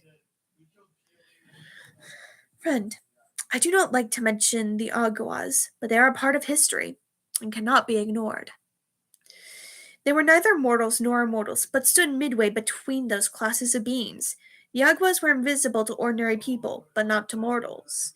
They could pass swiftly through the air from one part of the world to another, and had the power of influencing the minds of human beings to do their wicked will. Ah, now this foot's falling asleep on me. Oh my gosh. All right. They were of gigantic stature and had coarse, scowling countenances, which showed plainly their hatred of all mankind. They possessed no consciences whatever, and delighted only in evil deeds. Their homes were in rocky mountainous places, from whence they sallied forth to accomplish their wicked purposes. The one of their number that could think of the most horrible deed for them to do was always elected the King Agua, and all the race obeyed his orders. Sometimes these creatures lived to become 100 years old, but usually they fought so fiercely among themselves that many were destroyed in combat, and when they died, that was the end of them. Mortals were powerless to harm them, and immortals shuddered when the Aguas were mentioned, and always avoided them. So they flourished for many years, unopposed, and accomplished much evil. My foot fell asleep. Son of a gun. Eek. There is nothing more worse than a foot that has fallen asleep. So, yes.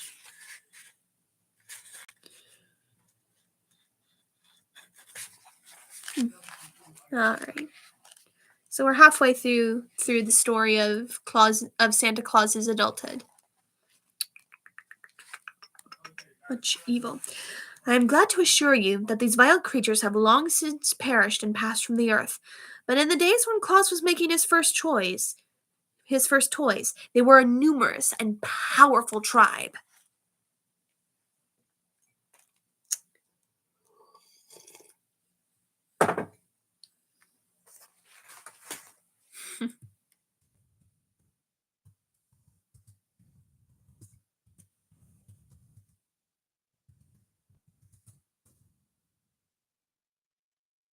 Grandpa's good vibe with these evil monster guys.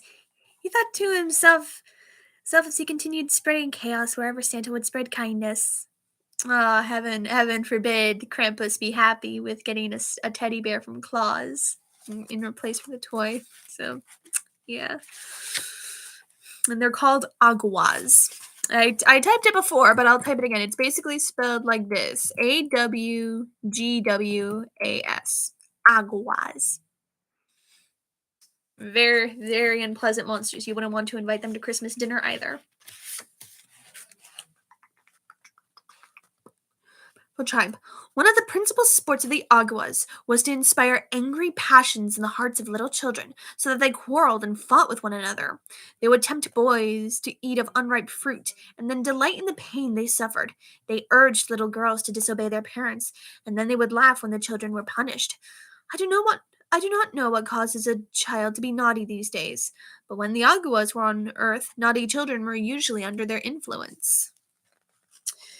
Now, when Claus began to make children happy, he kept them out of the power of the Aguas, for children possessing such lovely playthings as he gave them had no wish to obey the evil thoughts the Aguas tried to thrust in their minds. Therefore, one year when the wicked tribe was to elect a new king, they chose an Agua who proposed to destroy Claus and take him away from the children. There are, as you know, fewer naughty children in the world since Claus came to the Laughing Valley and began to make his toys, said the new king as he squatted upon a rock and looked around at the scowling faces of his people.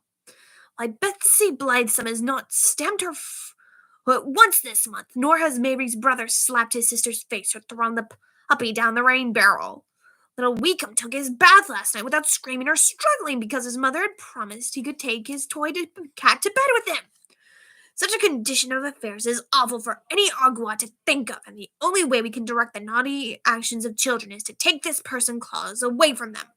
Good, good, cried the big Aguas in a chorus, and they clapped their hands to applaud the speech of their king. But what shall we do with him? Asked one of the creatures. I have a plan, replied the wicked king, and what his plan was, you will soon discover. My brother is so loud. Dang, these Aguas don't mess around. They are not pleasant.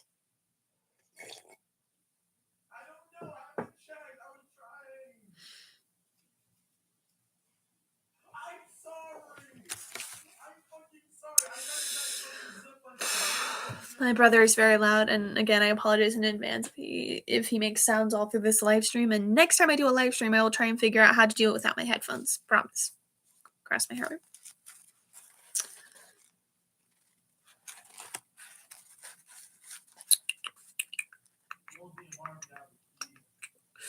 Okay, you will soon discover. That night, Claus went to bed feeling very happy, for he had completed no less than 4 pretty toys during the day, and they were sure, he thought, to make 4 little children happy. But while he slept, the band of invisible Aguas surrounded his bed and bound him with stout cords, and then flew away with him to the middle of a dark forest in far-off Aethop, where they laid him down and left him. When morning came, Claus found himself thousands of miles from any human being, a prisoner in a wild jungle of an unknown land. From the limb of a tree above his head swayed a huge python, one of those reptiles that are able to crush a man's bones in their coils. A few yards away crouched a savage panther, its glaring red eyes fixed full upon the helpless Claus. One of those monstrous spotted spiders whose sting is death crept stealthily towards him over the matted leaves, which shriveled and turned black at its very touch. But Claus had been reared in Burzee and was not afraid. "Come to me, ye nooks of the forest!" he cried, and gave the low, peculiar whistle that the nooks know. The panther, which was about to spring upon the victim, turned and slunk away. The python swung itself into the tree and disappeared among the leaves. The spider stopped short. Orton advanced and hid beneath a rotting log. Claus had no time to notice them, for he was surrounded by a band of harsh-featured nooks, more crooked and deformed in appearance than any he had ever seen. "Who are you that call on us?" demanded one in a gruff voice. "The friend of your brothers in Burzee," answered Claus. "I have been brought here by my enemies, the Aguas, and left to perish miserably. Yet now I implore your help to release me and to send me home again." "Have you the sign?" asked another. "Yes," said Claus. They cut his bonds, and with his free arms he made the secret sign of the nooks. Instantly they assisted him to stand upon his feet, and they brought him food and drink to strengthen him. "Our brothers of Burzee make queer friends," grumbled an ancient nook whose flowing beard was pure white. "But he who knows our secret sign and signal is entitled to our help, whoever he may be. Close your eyes, stranger, and we will conduct you to your home. Where shall we seek it?" "Oh, friend replied to me. I'll have to get to that in a minute because I'm reading to you guys, but I can still hear things and I got a little notification. But yeah, after I finish reading to you, because it'd be rude if I paused in the middle of the story.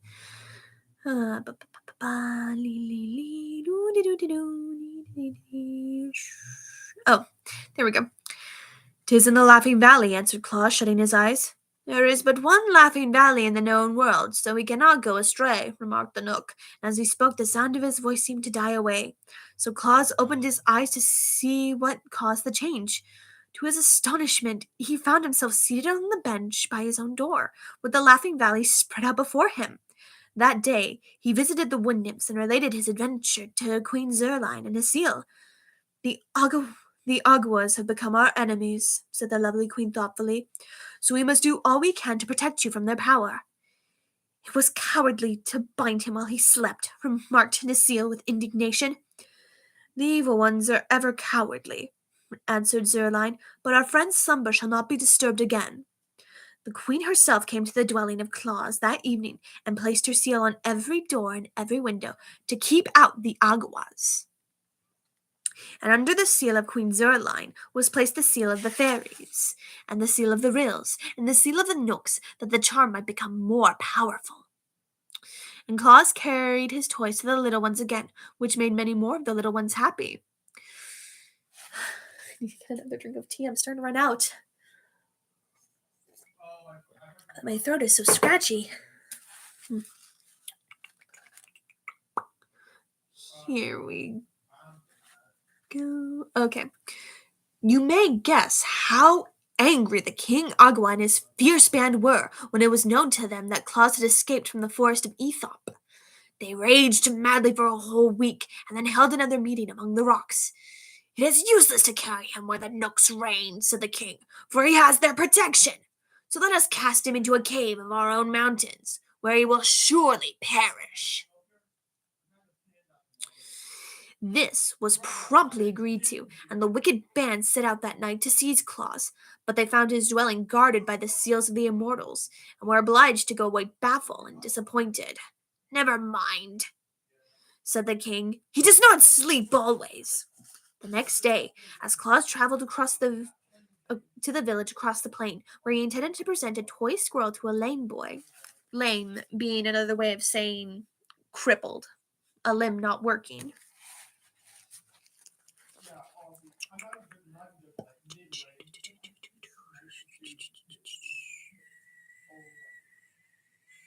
There we go. Okay, found my spot again. He was suddenly set upon by the Aguas, who seized him and carried him away to the mountains. There, they thrust him within a deep cavern and rolled many huge rocks against the entrance to prevent his escape. Deprived thus of light and food, and with little air to breathe, our Claus was indeed in a pitiful plight. But he spoke the mystic words of the fairies, which always command their friendly aid, and they came to his rescue and transported him to the Laughing Valley in the twinkling of an eye. Thus the Aguas discovered they might not destroy one who had earned the friendship of the immortals, so the evil band sought other means of keeping Claus from bringing happiness to children, and so making them obedient.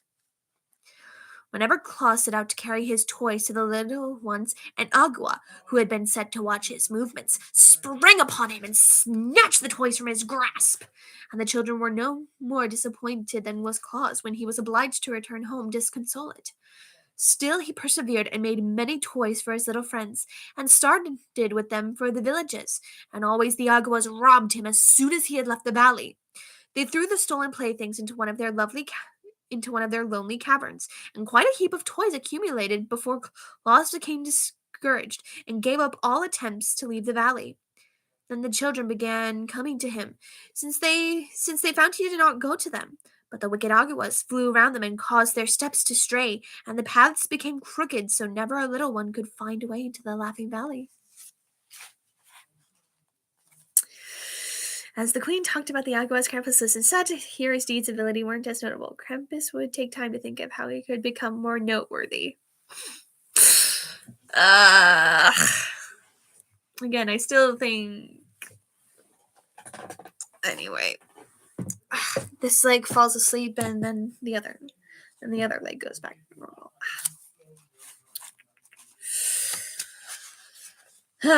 Lonely days now fell upon Claus, for he was denied the pleasure of bringing happiness to the children whom he had learned to love. Yet he bore up bravely, for he thought surely the time would come when the Aguas would abandon their evil designs to injure him. He devoted all his hours to toy making, and when one plaything had been completed, he stood it on a shelf, which he had built for that purpose. When the shelf became filled with rows of toys, he made another one, and filled it so that in some time he had many shelves filled with gay and beautiful toys, representing horses, dogs, cats, elephants, lambs, rabbits, and deer, as well as pretty dolls of all sizes, and balls and marbles of baked clay painted in gay colors. Often he glanced at this array of of childish treasures, and the heart of good old Claus became sad. So greatly did he long to carry the toys to his children, and at last he could not bear it no longer. He ventured to go to the great Ak, to whom he told the story of his persecution by the Aguas, and begged the master woodsman to assist him. And then we have a little toy rocking horse, and we have a dragon on chapter 7. An enormous, huge dragon, as is proper, because this title is quite fittingly called Chapter 7, The Great Battle Between Good and Evil.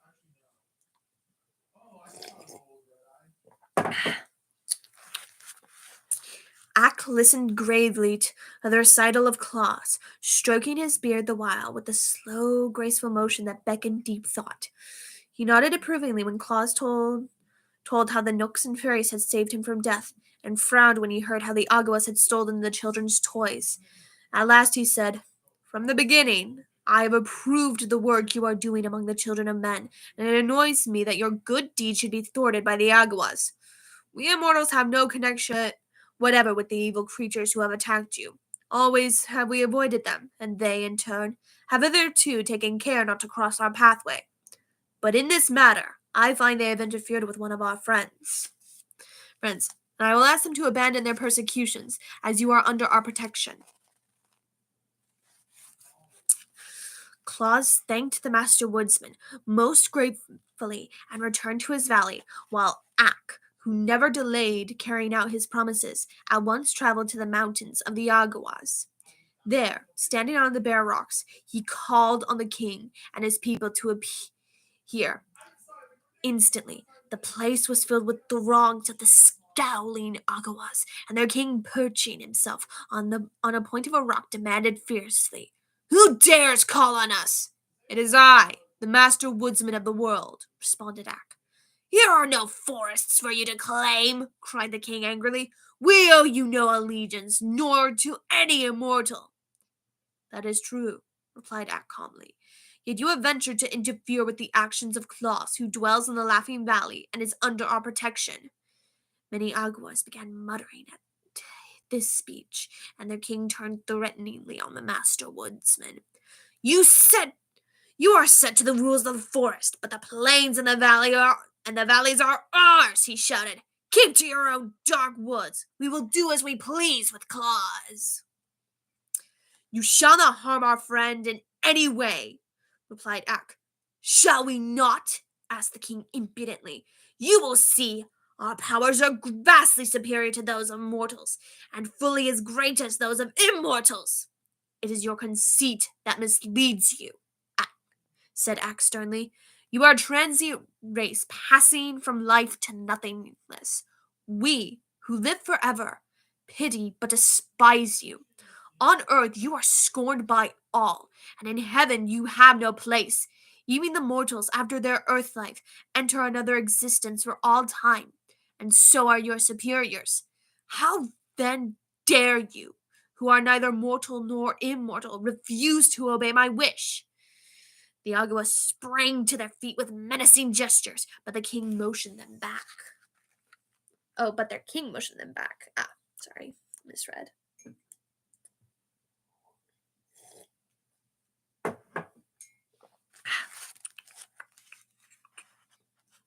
"Never before," he cried to Ak, while his voice trembled with rage, "has an immortal declared himself the master of the Aguas.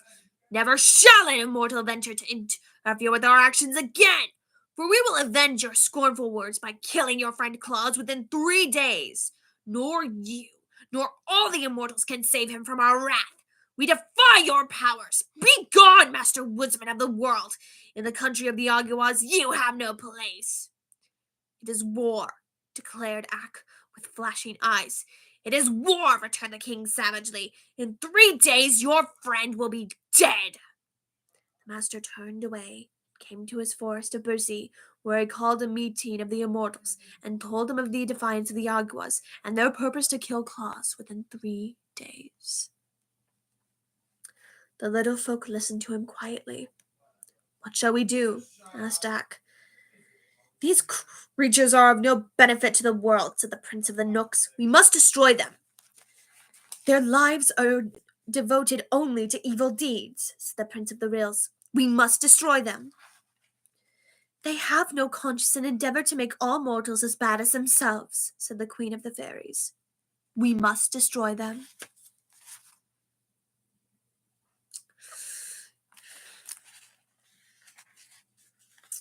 They have defied the great act and threatened the life of our adopted son, said beautiful Queen Zerline.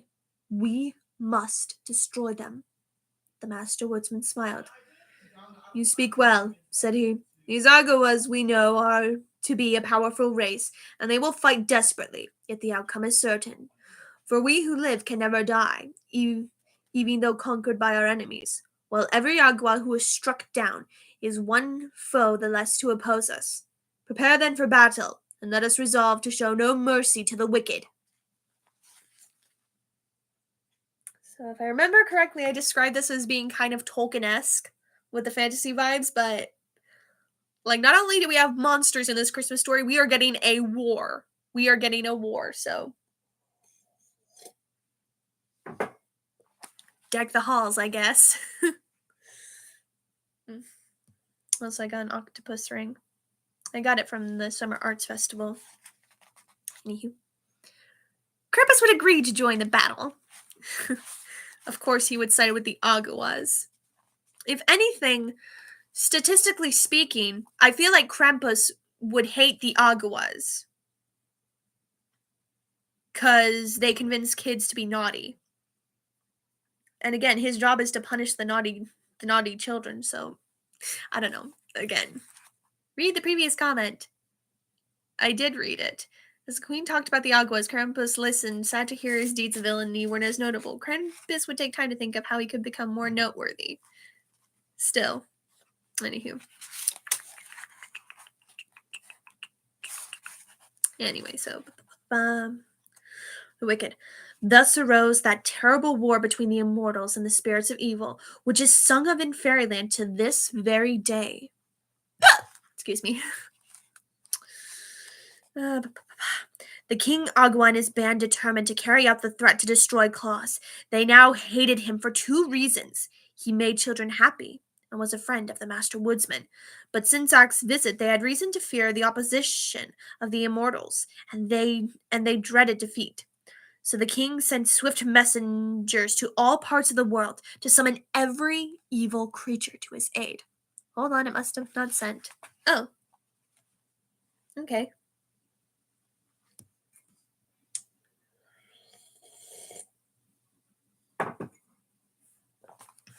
Alright.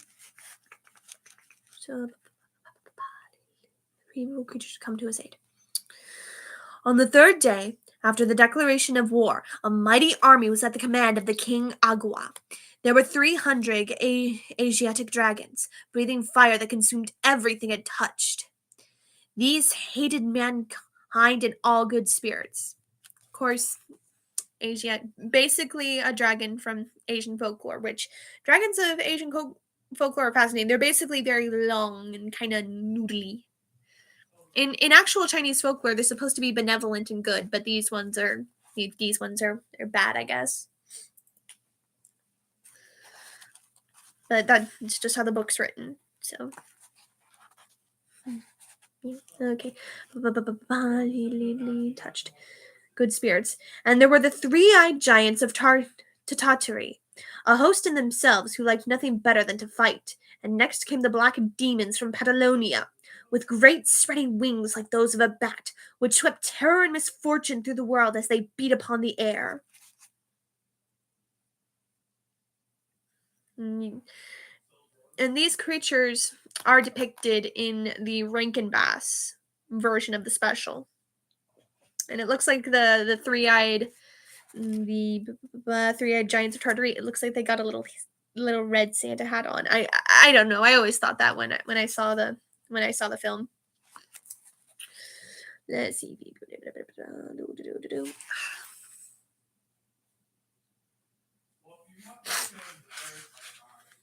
Okay. Here, and joined to these were the Goozle goblins, with long, talon-sharp as swords, with which they clawed the flesh from their foes. Finally, every mountain agua in the world had come to participate in the great battle with the immortals.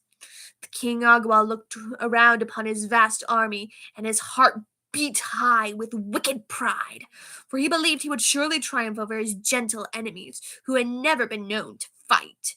But the Master Woodsman had not been idle. None of his people were used to warfare, yet now that they were called upon to face the hosts of evil, they willingly prepared for the fray. Ak commanded them to assemble in the Laughing Valley, where Claus, ignorant of the terrible battle that was to be waged on his account, was quietly making his toys. So as all this is going on, the armies lining up around on the outside of the Laughing Valley, and Ak and the good fairies on the inside of Laughing Valley, as they're lining up to prepare for this massive fight, Claus is just inside his house, quietly making his toys. I find that kind of funny. Like he has no idea about the battle or about all of the stuff that is gonna go down. There we go.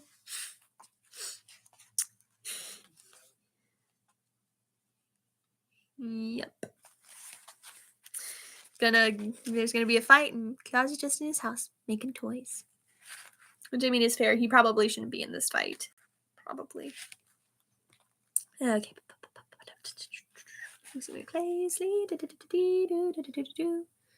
it not send again? I didn't see it. I didn't see it. Okay. Soon the entire valley, from hill to hill, was filled with the little immortals. The Master Woodsman stood first, bearing a gleaming axe that shone like burnished silver.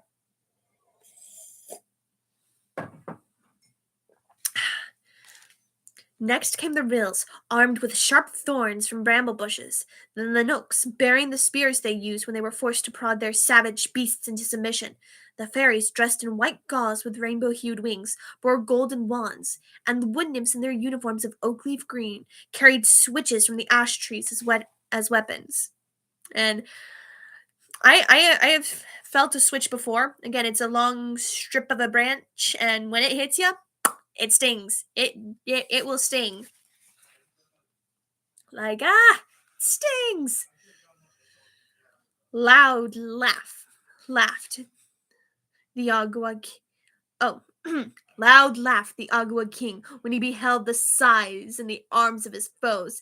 To be sure, the mighty axe of the woodsman was to be dreaded, but the sweet-faced nymphs and pretty fairies, the gentle Ryls and crooked Nooks, were such harmless folk that I almost felt shame at having called such a terrible host to oppose them. Since these fools dare fight, he said to the leader.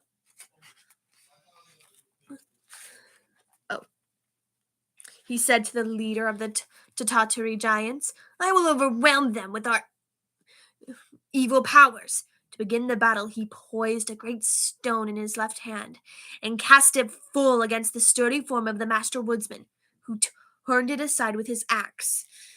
Then rushed the three-eyed giants of Tatari upon the Nooks, and the Goozle goblins upon the Ryls, and the fire-breathing dragons upon the sweet fairies. Because the nymphs were Ag's own people, the band of Agua sought them out, thinking to overcome them with ease.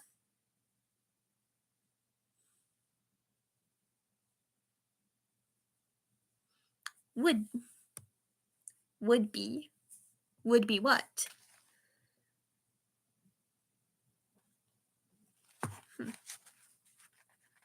So yeah, it's on. The fight is on. Place your bets, folks. Who's gonna win? What's correcting a typo? Oh, okay. But the fight is on. Let's do this. But it is the law that while evil, unopposed, may accomplish terrible deeds, the powers of good can never be overthrown when opposed to evil. Well had it been for the King Agua had he known the law. His ignorance cost him his existence, for one flash of the axe borne by the Master Woodsman of the world cleft the wicked king in twain and rid the earth of the vilest creature it contained. twain be to tear apart. So basically, the master woodsman flung his axe, and the axe slashed the King Agua in half. In half. Well, there's a win. Krampus would watch while eating popcorn. So Krampus wouldn't be partaking in any of this too. He's just watching this whole fight go down while eating popcorn. Corn. Maybe he has the teddy bear that Claus gave him, and it's like, here you go, Teddy. You have popcorn too. Because I feel like Claus is a nice person. He would try and make peace with Krampus. It's like, I'm sorry I didn't give you the doll. Here, have a teddy bear instead. Krampus, teddy bear. Anyway, okay, so yeah, King Agua was slashed in half by axe.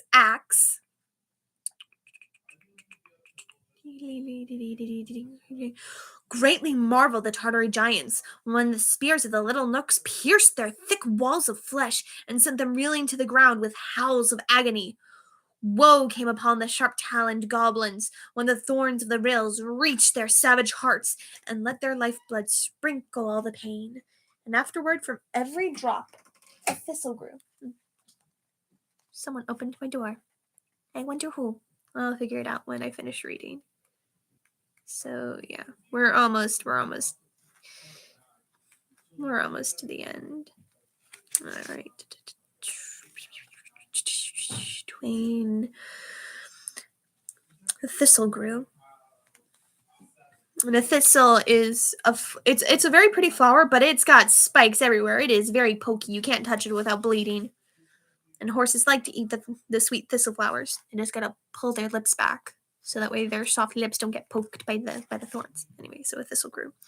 The dragons paused, astonished before the fairy wands, from whence rushed a power that caused their fiery breaths to flow back on themselves, so that they shriveled away and died. As for the Aguas, they had scant time to realize how they were destroyed, for the ash switches of the nymphs bore a charm unknown to any Agua, and turned their foes into clods of earth at the slightest touch. When Ak leaned upon his gleaming axe and turned to look over the field of battle, he saw the few giants who were able to run disappearing over the distant hills on their return to Tatari. The goblins had perished, every one, and the terrible dragons, while all that remained of the wicked Aguas was a great number of earthen hillocks dotting the plain. I tried to do the Krampus joins the fight narrative, but you missed the comment, or they didn't send. No worries, though. Still, though, I like the idea of Krampus having a teddy bear that Claus gave him. I don't know. Again, Claus would try to be friends with him, at least. And then maybe, like, they would come to the agreement. It's like, well, maybe Claus would talk to him like, maybe your purpose is to punish the bad children who listen to the influences of the Aguas. And Krampus maybe might agree to that. I don't know. I suppose we read it later for the full narrative of Krampus. Again, you could totally create your own story, but I don't know. Anyway. So, dotting the plain. And now the immortals melted from the valley like dew at sunrise to resume their duties in the forest, while Ak walked slowly and thoughtfully to the house of Claus and entered. You have many toys ready for the children, said the woodsman, and now you may carry them across the plain to the dwellings and the villages without fear.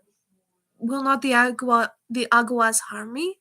Asked Claus eagerly. The Aguas, said Ak, have perished. Now I will gladly have done with wicked spirits and with fighting and bloodshed. It was not from choice that I told of the Aguas and their allies and of their great battle with the immortals. They were a part of this history and could not be avoided.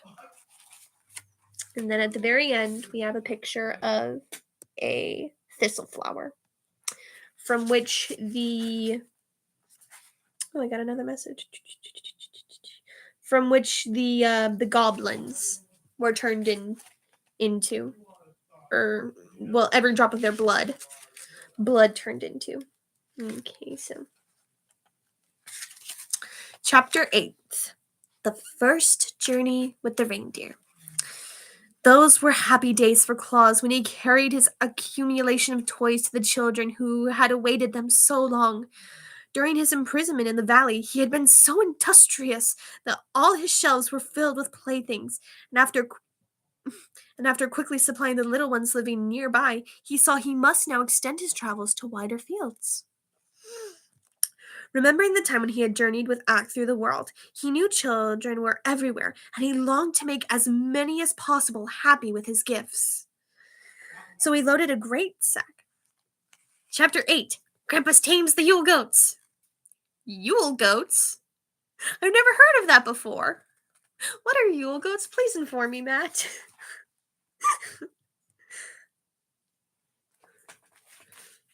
uh,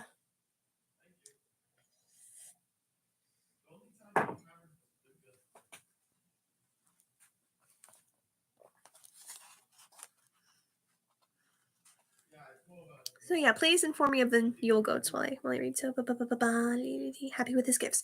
So he loaded a great sack with all kinds of toys, slung it upon his back that he might carry it more easily, and started off on a longer trip than he had yet undertaken. Wherever he showed his merry face in hamlet or in farmhouse, he received a cordial welcome. Similar, Santa has deer, Krampus has goats. Similar situation. Technically, those are reindeer, and you spelled that wrong. So let me just spread that out. So okay, now I kind of get it, but still, I think Krampus would be on friendly terms with Claus, and I mean there are even festivals where Krampus is celebrated. So yeah, I don't think he would just go around killing people the moment he's able to hold a knife or something. I don't know. Uh, Anywho, so yeah, Yule Goats. So Krampus, I can have a sleigh too, right? Anyway, so okay. So cordial welcome for his spread had spread for his fame had spread into far lands. At each village, the children swarmed about him, following his footsteps wherever he went, and the women thanked him gratefully for the joy he brought to their little ones. And the men looked upon him curiously that he should devote his time to such a queer occupation as toy making. But everyone smiled on him and gave him kindly words, and Claus felt amply repaid for his long journey. Thanks, autocorrect. You're welcome. You're welcome. It's what I do.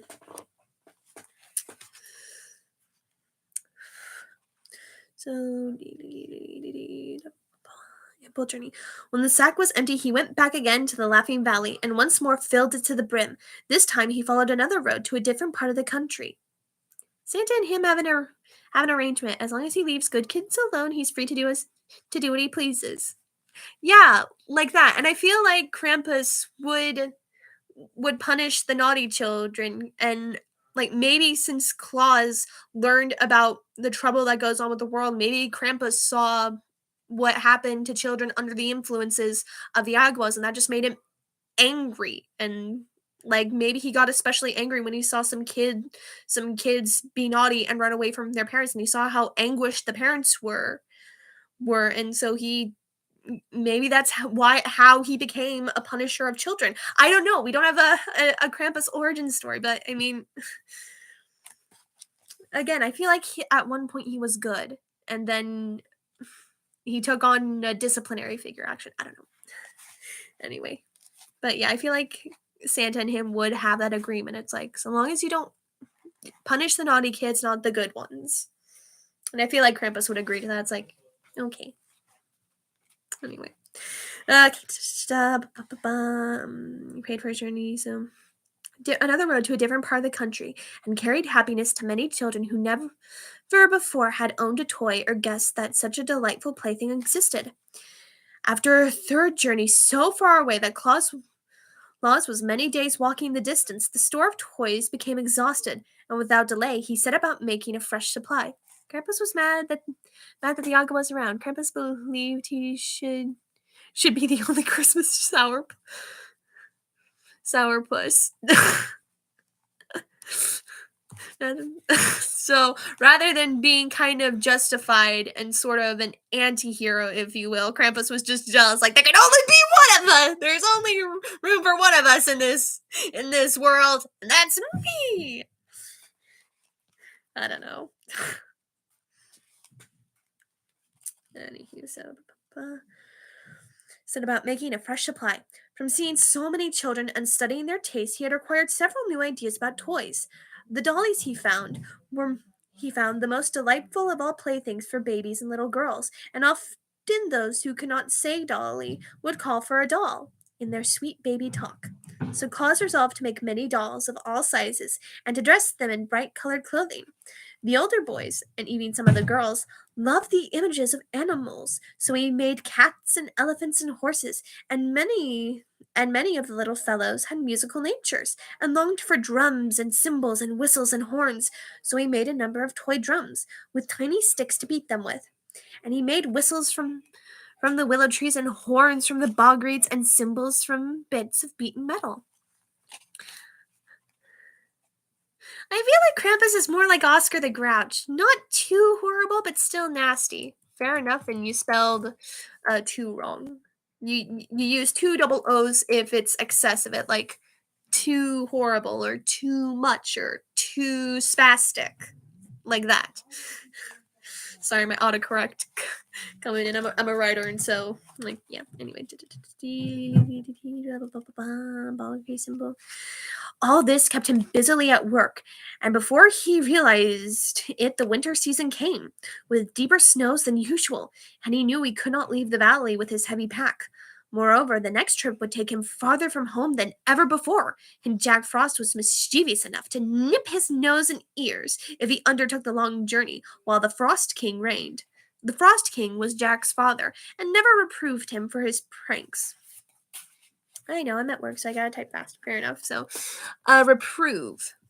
So, for those of you who don't know, reprove is a definition to reprimand or censure someone. So, basically, scolding and, tell him not to do that. The Frost King doesn't really do that with his kid. Just lets him run around because Jack Frost has a dad and it's the Frost King. So, yeah, just Jack Frost runs around, does as he pleases. He's a mischievous rogue. But you can't help but kind of love him. Anywho. So Claus remained at his workbench, but he whistled and sang as merrily as ever, for he would allow no disappointment to sour his temper or make him unhappy. One bright morning, he looked from the windows and saw two of the deer he had known in the forest walking towards his house. Claus was surprised, not that the friendly deer should visit him, but that they walked on the surface of the snow as easily as if they were on solid ground. Notwithstanding the fact that throughout the valley the snow lay many feet deep, he had walked out of his house a day or two before and had sunk to his armpits in a drift. Mistakes are bound to happen. Yeah, I know. Sorry. It's a force of habit for me to do correct spelling. So, again, I'm writing, and I want to be a writer, so I gotta know that. Sorry. Anyway.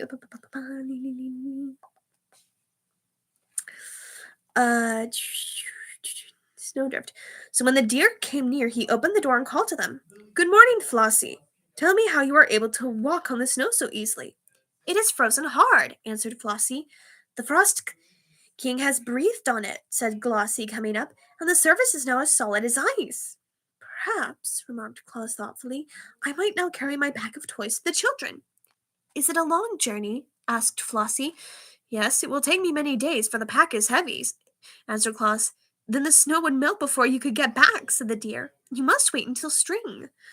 Claus sighed. "Had I your fleet feet," said he, "I could make the journey in a day." "But you have not," returned Glossie, looking at his own slender legs with pride. "Perhaps I could ride upon your back," Claus ventured to remark, after a pause. "Oh, no! Our backs are not strong enough to bear your weight," said Flossie decidedly. "But if you had a sledge and could harness us to it, we might draw you easily, and your pack as well." "I'll make a sledge!" exclaimed Claus. "Will you agree to draw me if I do?" "Well," replied Flossie, "we must first go and ask the Knooks, who are our guardians, for permission. But if they consent, and you can make a sledge and harness us, we will gladly assist you." "Then go at once," Claus cried eagerly. "I am sure the friendly Knooks will give their consent, and by the time you are back I shall be ready to harness you to my sledge." Flossie and Glossie, being deer of much intelligence, had long wished to see the great world, so they gladly ran over the frozen snow to ask the Knooks if they could as to ask the Knooks if they might carry Claus to his journey. Meantime, the toy maker hurriedly began the construction of a sledge, using material from his wood pile. He made two long runners that turned upward at the front ends, and across these nailed short boards to make a platform. It was soon completed, but was as rude in appearance as it is possible for a sledge to be. The harness was more difficult to prepare, but Claus twisted strong cords together and knotted them so that they would fit around the necks of the deer, in the shape of a collar. From these ran other cords to fasten the deer to the front of the sledge.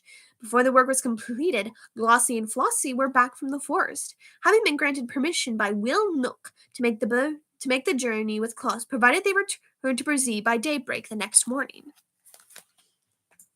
Oh, I'm running out of tea. And we got more chapters to read, but we're almost there.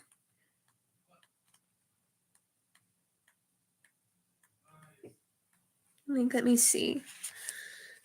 So we got 1, 2, 3, 4 more chapters until the end. We're almost there, guys. Bear with me. I know this story is long, but I do my best for you.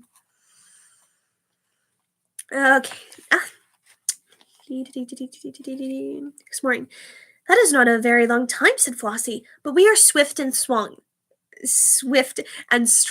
And if we get started by this evening, we can travel many miles during the night. Claus decided to make the attempt. So he hurried on his preparations as fast as possible. After a time, he fastened the collars around the necks of his steeds and harnessed them to his rude sledge. Then he placed a stool on the little platform to serve as a seat and filled a sack with his prettiest toys.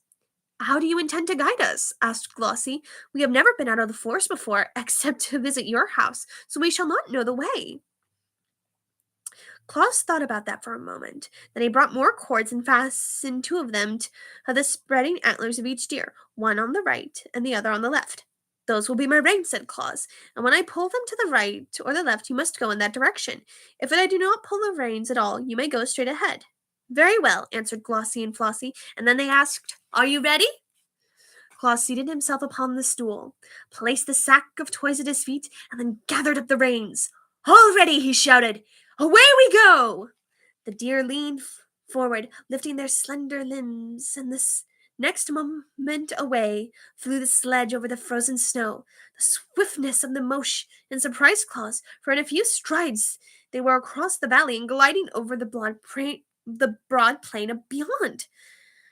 The day had melted into evening by the time they started, for swiftly as Claus had worked, many hours had been consumed in making his preparation, but the moon shone brightly to light their way, and Claus soon decided it was just as pleasant to travel by night as by day. The deer liked it better.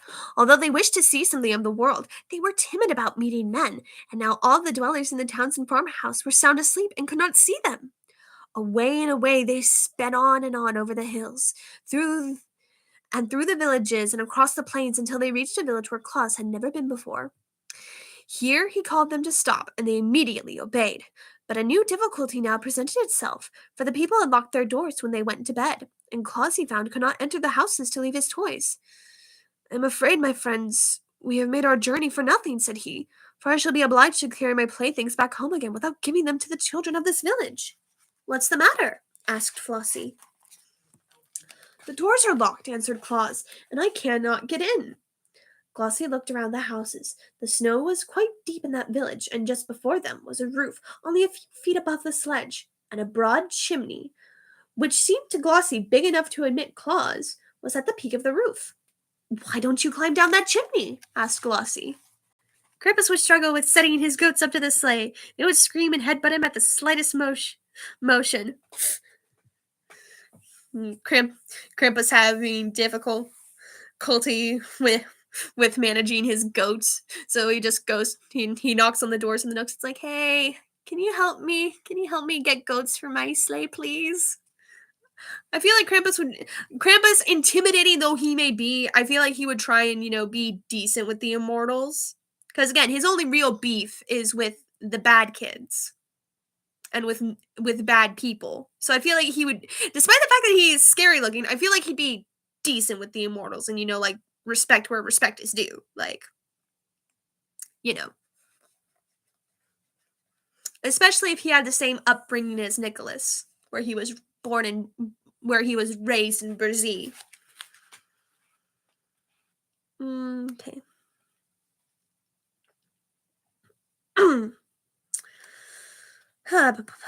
Why don't you climb down that chimney? Asked Glossie.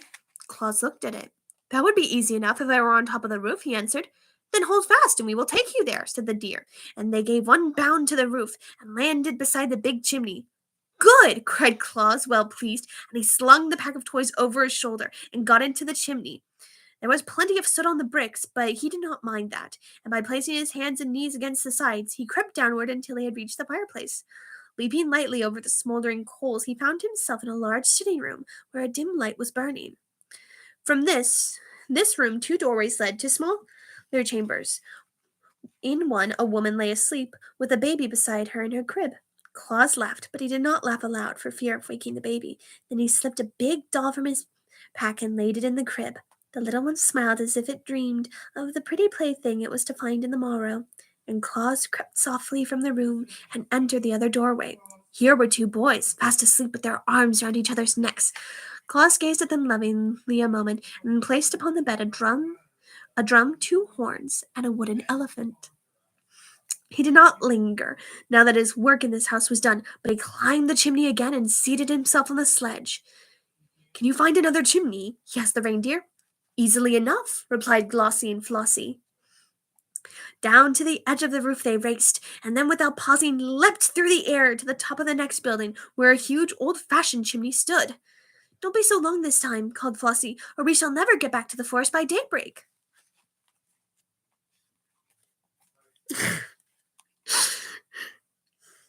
Krampus looked at the chimney entrance, then to his waistline. I'm not fitting down that. I'll just break a window.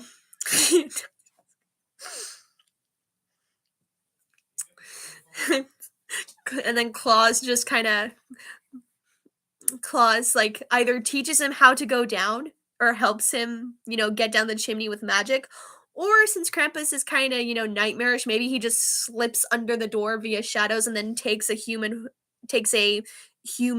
form again, maybe? I don't know. Claus is like, no, don't break the window. Just here, follow me. I'll help you get down the chimney. I don't know. Jeez. Sorry. In my defense, that is pretty funny, Matt. Krampus enjoying causing property damage. It's like Santa just trying to convince him not to. It's like, look, Krampus, please don't cause property damage. I'll give you another stuffed animal. It's like, because like he gave Krampus a teddy bear, and so he like persuades Krampus with toys. It's like, please don't do this. I'll give you another stuffed animal. Krampus, give me a wife for my teddy bear, or the bet's off. Okay, a lady teddy bear. A girl teddy bear. Anyway. Okay. By daybreak, Claus made the trip down his chimney also, and found 5 children sleeping in the house, all of whom were quickly supplied with toys. When he returned, the deer sprang to the next roof, but on descending the chimney, Claus found no children there at all. That was not often the case in this village, however, so he lost less time than you might suppose in visiting the dreary homes where there were no little ones. When he had climbed down the chimneys of all the houses in the village, he had left a toy for every sleeping child. Claus found that his great sack was not yet half emptied. Onward, friends, he called to the deer. We must seek another village. So away they dashed, although it was past midnight, and in a surprisingly short time they had come to a large city, the largest Claus had ever visited since he began to make toys. But nothing daunted by the throngs of houses, he set to work at once, and his beautiful steeds carried him rapidly from one roof to another, only the highest being beyond on the leaps of the agile deer. At last the supply of toys was exhausted, and Claus seated himself in the sledge, and the emptied sack at his feet turned the heads of Glossie and Flossie towards home. Presently Flossie asked, "What is that gray streak in the sky?" "It is the coming dawn of day," answered Claus, surprised to find that it was so late. "Good gracious!" exclaimed Glossie. "Then we shall not be home by daybreak, and the Knooks will punish us and will never let us come again."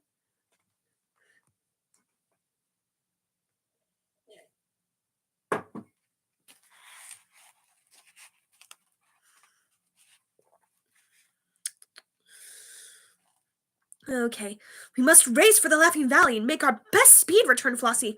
"Hold fast, friend Claus." Claus held fast, and the next moment was flying so swiftly over the snow that he could not see the trees as they whirled past.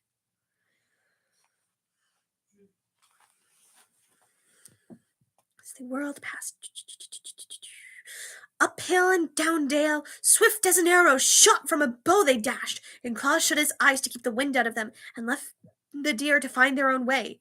It seemed to him they were plunging through space, but he was not at all afraid.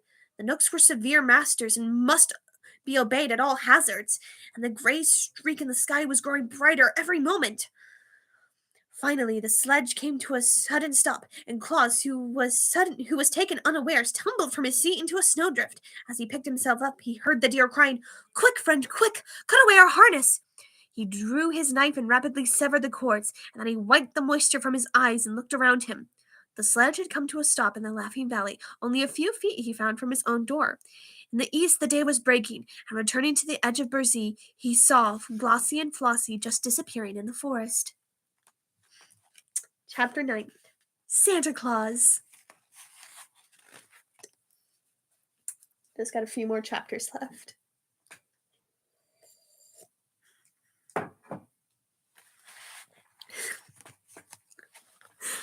Oh, Matt, your comments make me laugh. All right, chapter 9. Santa Claus. Claus thought that none of the children would ever know where the toys came from, which they found by their bedsides when they awakened the following morning. But kindly deeds are sure to bring fame, and fame has many wings to carry its tidings into far lands. So for miles and miles in every direction, people were talking of Claus and his wonderful gifts to children. The sweet generousness of his work caused a few selfish folk to sneer, but even these were forced to admit their respect for a man so gentle-natured that he loved to devote his life to pleasing the helpless little ones of his race. Itchy nose again.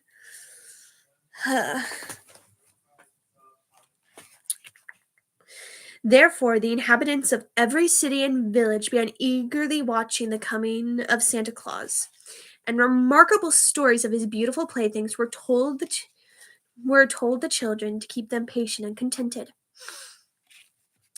When on the morning following the first trip of Claus with his deer, the little ones came running to their parents with the pretty toys they had found, and asked from whence they came, there was but one reply to the question. "The good Claus must have been here, my darlings, for his are the only toys in all the world." "But how did he get in?" asked the children. At this the fathers shook their heads, being themselves unable to understand how Claus had gained admittance to their homes. But the mothers, watching the glad faces on their dear ones, whispered that the good Claus was no mortal man, but assuredly a saint, and they piously blessed his name for the happiness he had bestowed upon their children. "A saint," said one with a bowed head, "has no need to unlock doors, if it pleases him to enter our homes."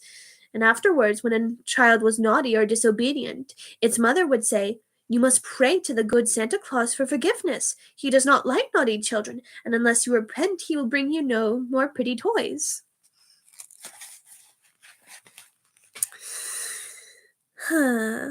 But Santa Claus himself would not have approved this speech. He brought toys to the children because they were little and helpless, and because he loved them. He knew that the best of children were sometimes naughty, and that the naughty ones were often good. It is the way with children, the world over, and he would not have changed their natures had he possessed the power to do so. And that is how our Claus became Santa Claus. It is possible for any man, by good deeds, to enshrine himself as a saint in the hearts of people. And we got a picture of a little child with their new toys that were given to them by Santa Claus. Chapter 10th, Christmas Eve. The day that broke as Claus returned from his night with Glossie and Flossie brought to him a new trouble. Will Nook, the chief guardian of the deer, came to him, surly and ill-tempered, to complain that he had kept Glossie and Flossie beyond daybreak in opposition to his orders. Yet it could not have been very long after daybreak, said Claus. It was 1 minute after, answered Will Nook, and that is as bad as 1 hour. I shall set the stinging gnats on Glossie and Flossie, and they will thus suffer terribly for their disobedience. Don't do that, begged Claus. It was my fault. But Will Nook would listen to no excuses, and went away grumbling and growling in his ill-natured way. Grumpy Will Nook. For this reason, Claus entered the forest to consult Necile about rescuing the good deer from punishment. To his delight, he found his old friend, the Master Woodsman, seated in the circle of nymphs. Ak listened to the story of the night journey, to the children, and of the great assistance the deer had been to Claus by drawing his sledge over the frozen snow.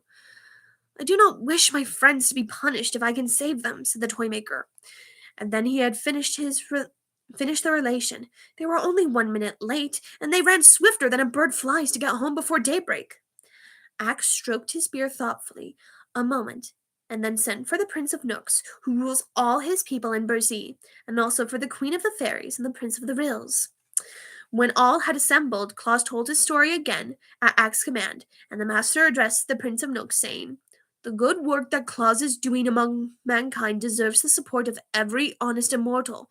Already he is called a saint in some of the towns, and long before the name of Santa Claus will be lovingly known in every home that is blessed with children. Moreover, he is a son of our forest, so we owe him our encouragement. You, ruler of Nooks, have known him these many years. Am I not right in saying he deserves our friendship? The prince, crooked and sour of visage as all Nooks are, looked only upon dead leaves at his feet and muttered, You are the Master Woodsman of the world. Ak smiled, but continued in soft tones. It seems that the deer which are guarded by your people can be of great assistance to Claus, and as they seem willing to draw his sledge, I beg that you will permit him to use their services whenever he pleases. The prince did not reply, but tapped the curled point of his sandal with the tip of his spear, as if in thought. Then the Queen of the Fairies spoke to him in this way. If you consent to Ak's request, I will see that no harm comes to your deer while they are away from the forest. And the Prince of Rills added, For my part, I will allow every deer that assists Claus the privilege of eating my casa plants, which give strength, and my growl plants, which gives fleetness of foot, and my marvin plants, which gives long life. Got more notifications coming.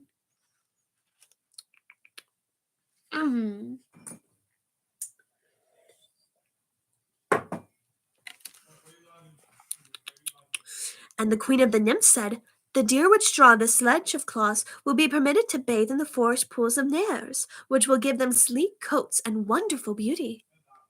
The Prince of Nooks, hearing these promises, shifted uneasily on his feet, for in his heart he hated to refuse a request of his fellow immortals, although they were asking an unusual favor at his hands, and the Nooks are unaccustomed to granting favors of any kind. Finally, he returned to his servants and said, Called Will Nook. When surly Will came and heard the demands of the immortals, he protested loudly against granting them. Deer are deer, said he, and nothing but deer. Were they horses, it would be right to harness them like horses. But no one harnesses a deer because they are free, wild creatures, owing no... Sorry, the book slipped from my fingers. Owing no service of any sort to mankind. It would degrade my dear to labor for Claus, who is only a man in spite of the friendship lavished on him by the immortals. You have heard, said the prince to Ak. There is truth in what Will says. Call Glossie and Flossie, returned the master. The deer were brought to the conference, and Ak asked them if they objected to drawing the sledge for Claus. No, indeed, replied Glossie. We enjoyed the trip very much. And we tried hard to get home by daybreak, added Flossie, but we were unfortunately a minute too late. A minute lost at daybreak doesn't matter, said Claus. You are forgiven for that delay, provided it does not happen again," said the Prince of Nooks sternly. "And and will you permit them to make another journey with me?" asked Claus eagerly. The prince reflected while he gazed at Will, who was scowling, and the master woodsman, who was smiling. Then he stood up and addressed the company as follows. "Since you all urge me to grant this favor, I will permit the deer to go with Claus once every year on Christmas Eve, provided they always return to the forest by daybreak. He may select any number he pleases, up to 10, to draw his sledge, and those shall be known among us as reindeer, to distinguish them from others, and they shall bathe in the pool of Nares, and eat the casa and grawl and maubon plants, and shall be under the especial protection of the fairy queen. And now cease scowling, Will Nook, for my word shall be obeyed." He hobbled quickly away through the trees to avoid the thanks of Claus and the approval of the other mortals, and Will, looking as cross as ever, followed him. But Ak was satisfied, knowing that he could rely on the promise of the prince, however grudgingly given, and Glossie and Flossie ran home, kicking up their heels delightedly at every step. "When is Christmas Eve?" Claus asked the master. "In about 10 days." "Then I shall. In about 10 days," he replied. "Then I cannot use the deer this year," said Claus thoughtfully, "for I shall not have enough time to make my sackful of toys." "The shrewd prince foresaw that," responded Ak, "and therefore named Christmas Eve as the day you might use the deer, knowing it would cause you to lose an entire year." If I only had the toys the Aguas stole from me," said Claus sadly, "I could easily fill my sack for the children." "Where are they?" asked the master. "I do not know," replied Claus, "but the wicked Aguas probably hid them in the mountains." Ak turned to the fairy queen. "Can you find them?" "I will try," she replied brightly. Then Claus went back to the Laughing Valley to work as hard as he could, and a band of fairies immediately flew to the mountain that had been haunted by the Aguas and began a search for the stolen toys. The fairies, as we well know, possess wonderful powers, but the cunning Aguas had hidden the toys in a deep cave and covered the opening with rocks so no one could look in. Therefore, all search for the missing playthings proved in vain for several days, and Claus, who sat at home waiting for news from the fairies, almost despaired of getting the toys before Christmas Eve. He worked hard every moment, but it took considerable time to carve out and to shape each toy and to paint it properly, so that on the morning before Christmas Eve, only half of one small shelf above the window was filled with playthings ready for the children. But on this morning, the fairies, who were searching in the mountains, had a new thought. They joined hands and moved in a straight line through the rocks that had formed the mountain, beginning at the topmost peak and working downward so that no spot could be missed by their bright eyes. At last they discovered the cave where the toys had been heaped up by the wicked Aguas.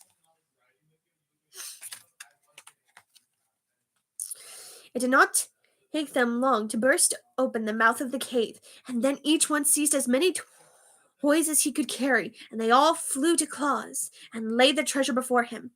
The good man was rejoiced to receive, just in the nick of time, such a store of playthings with which to load his sledge, and he sent word to Glossie and Flossie to be ready for the journey at nightfall. With all his other labors, he had managed to find time since the last trip to repair the harness and to strengthen his sledge, so that when the deer came to him at twilight, he had no difficulty in harnessing them. "We must go in another direction tonight," he told them, "where we shall find children I have never yet visited.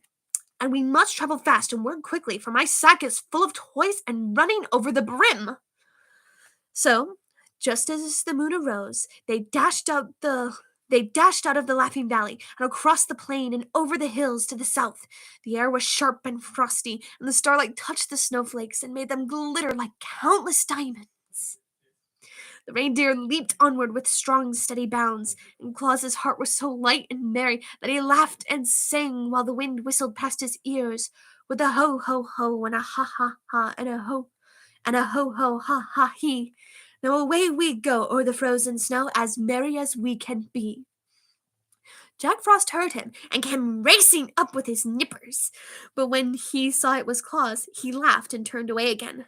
The mother owls heard him as he passed near a tree trunk, but when they saw who it was, they whispered to the owlets near them that it was only Santa Claus carrying toys to the children. It is strange how much those mother owls know. Mother owls. I don't know. Say what you will about L. Frank Baum, but he's a good storyteller.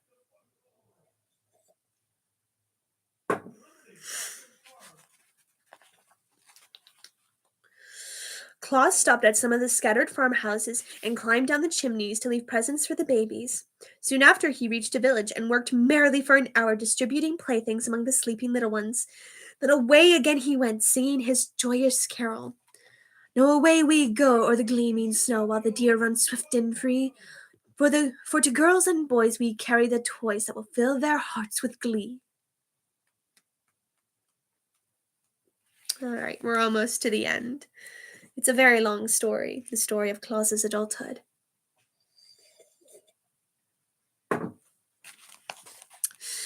The deer liked the sound of his deep bass voice and kept time to the song with their hoofbeats on the hard snow, but soon they stopped at another chimney, and Santa Claus, with sparkling eyes and face brushed red by the wind, climbed down its smoky sides and left a present for every child the house contained. It was a merry, happy night. Swiftly the deer ran, and busily the driver worked to scatter his gifts among the sleeping children, but the sack was empty at last, and the sledge headed homeward. And now again the race with daybreak began. Glossie and Flossie had no mind to be rebuked a second time for tardiness, so they fled with a swiftness that enabled them to pass the gale on which the Frost King rode, and soon brought them to the Laughing Valley. It is true that when Claus released his steeds from their harnesses, the eastern sky was streaked with gray, but Glossie and Flossie were deep in the forest before day fairly broke. Claus was so wearied with his night's work that he threw himself upon his bed and fell into a deep slumber. And while he had slept, the Christmas sun appeared in the sky and shone upon hundreds of happy homes, where the sound of childish laughter proclaimed that Santa Claus had made a visit. God bless him. It was his first Christmas Eve, and for hundreds of years since then, he has nobly fulfilled his mission to bring happiness to the hearts of little children. Chapter 11th. How the first stockings were hung by the chimneys. The very first stockings. And I know that in Santa Claus is Coming to Town, Kris Kringle filled the stockings with toys to hide them from Burgermeister Meisterburger. But I'm curious to see how the stocking tradition got started in this story.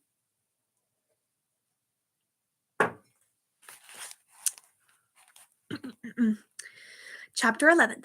How the first stockings were hung by the chimney.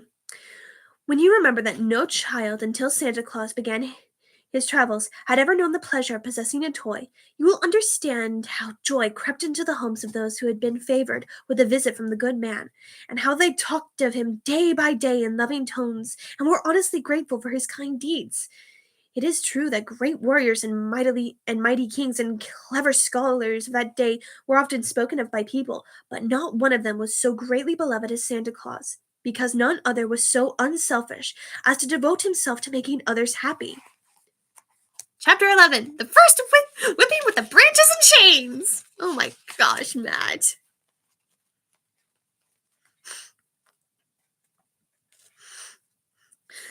Oh. In that case, I feel like Claus, it's like, okay, why don't you use switches for the naughty children? Naughty children. Maybe Krampus, while he was making his rounds, saw a parent not being a good parent, and Krampus got the chain out for the parent, like, okay. I don't know. Anyway, Matt, you are silly. My goodness. Okay. Making others happy. For a generous deed lives longer than a great battle or a king's decree or a scholar's essay, because it spreads and leaves its mark on all nature and endures through many generations. The bargain made with the Nook Prince changed the plans of Claus for all future time, being able to use the reindeer on but one night of each year. He decided to devote all the other days to the manufacture of playthings, and on Christmas Eve to carry them to the children of the world. But a year's work But a year's work would, he knew, result in a vast accumulation of toys.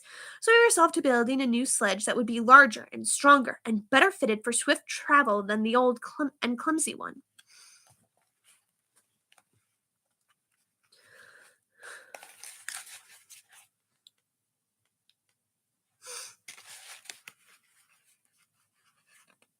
The old clumsy one.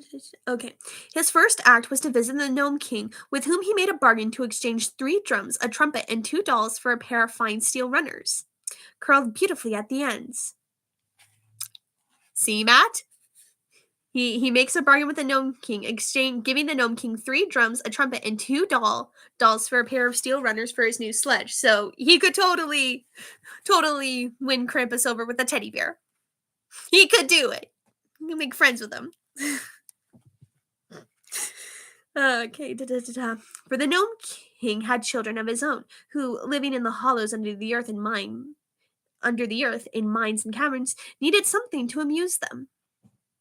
Now that is interesting, because the Gnome King has children of his own, yet he is an immortal, and immortals technically can't have children. Furthermore, in other parts of the story, gnomes are described as being an all-male race with no females, and their one weakness is eggs, because eggs are a symbol of matriarchy. So, I don't know. Interesting thing to think about, though. Gnome King with children, little gnomelings running around and playing with their drums and their dolls, and it's very cute to think about. Anyway, in 3 days the steel runners were ready, and when Claus brought the playthings to the Gnome King, His Majesty was so greatly pleased with them that he presented Claus with a string of sweet-toned sleigh bells in addition to the runners. "These will please Glossie and Flossie," said Claus, as he jingled the bells and listened to their merry sound. "But I should have 2 strings of bells, one for each deer." Bring me another trumpet and a toy cat," replied the king, "and you shall have a second string of bells like the first." "It is a bargain," cried Claus, and he went home again for the toys. The new sledge was carefully built, the nooks bringing plenty of strong but thin boards to use in its construction. Claus made a high rounding dashboard to keep off the snow cast behind by the fleet hooves of the deer, and he made high sides to the platform so that many toys could be carried, and finally he mounted the sledge upon the slender steel runners made by the Gnome King. It was certainly such a handsome sledge, and big and roomy. Claus painted it in bright colors, although no one was likely to see it during his midnight journeys. When all was finished, he sent for Glossie and Flossie to come and look at it. The deer admired the sledge, but gravely declared it was too big and heavy for them to draw. Krampus's sleigh would be made of several cheaply made milk crates. Not incredibly sturdy, but he was happy.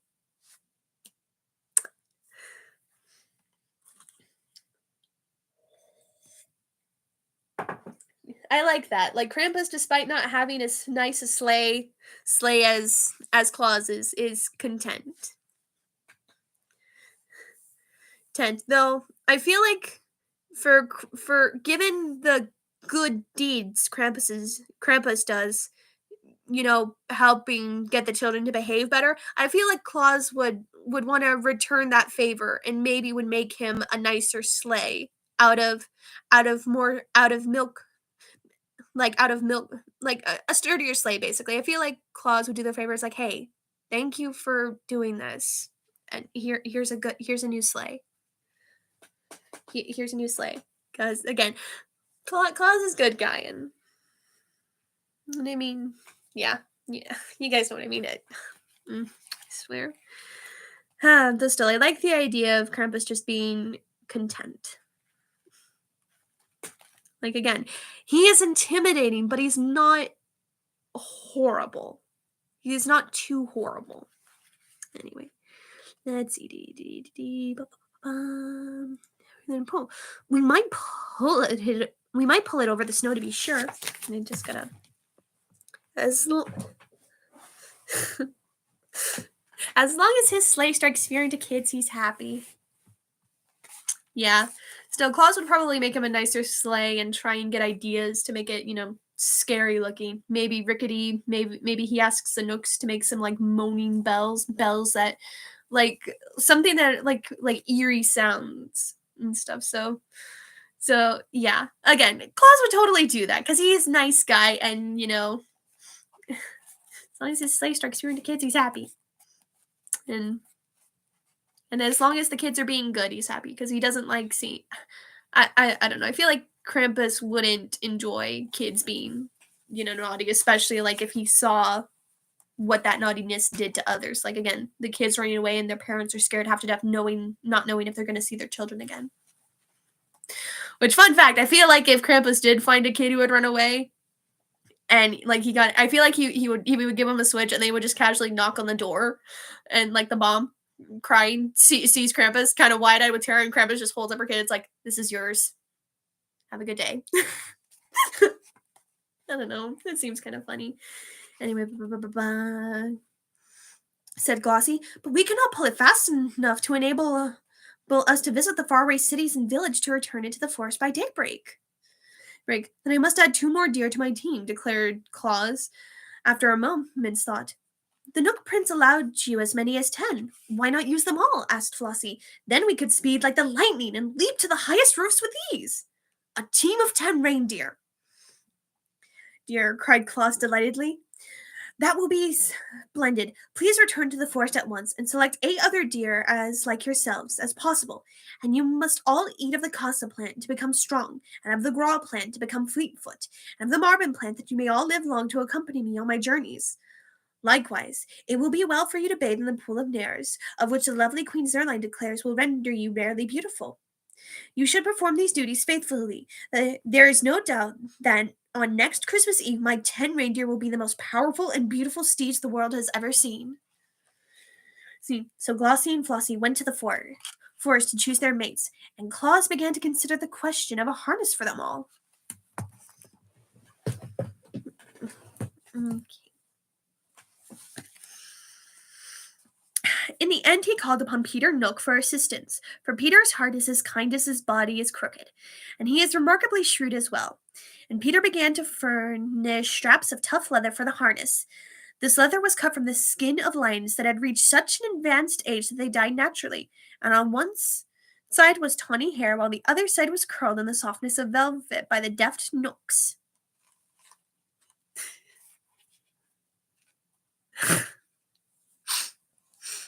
What a wonderful Christmas night. I gave so many toys to children, Krampus.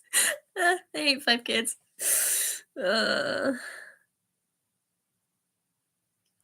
Santa, excuse me? Okay, I feel... Again, me and my writer brain, I feel like kids who are, like, no hope of... Well... It's complicated, but I mean, yeah. Yeah, I'm just with Santa on this one. It's like, excuse me? Huh? What? Huh? Just like, okay.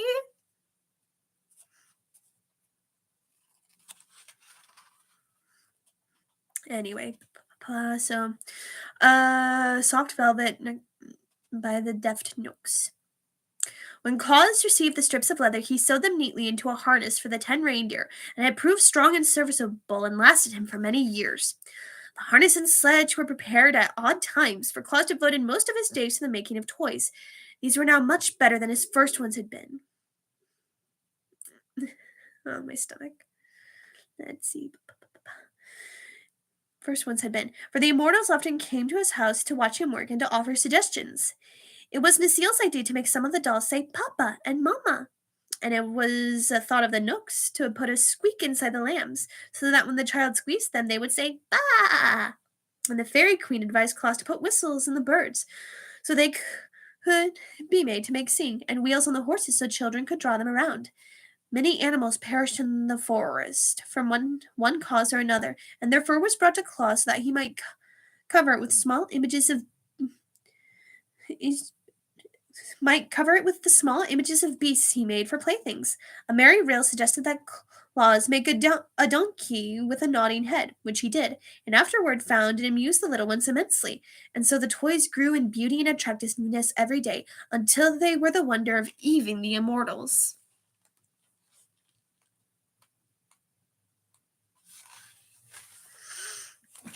All right.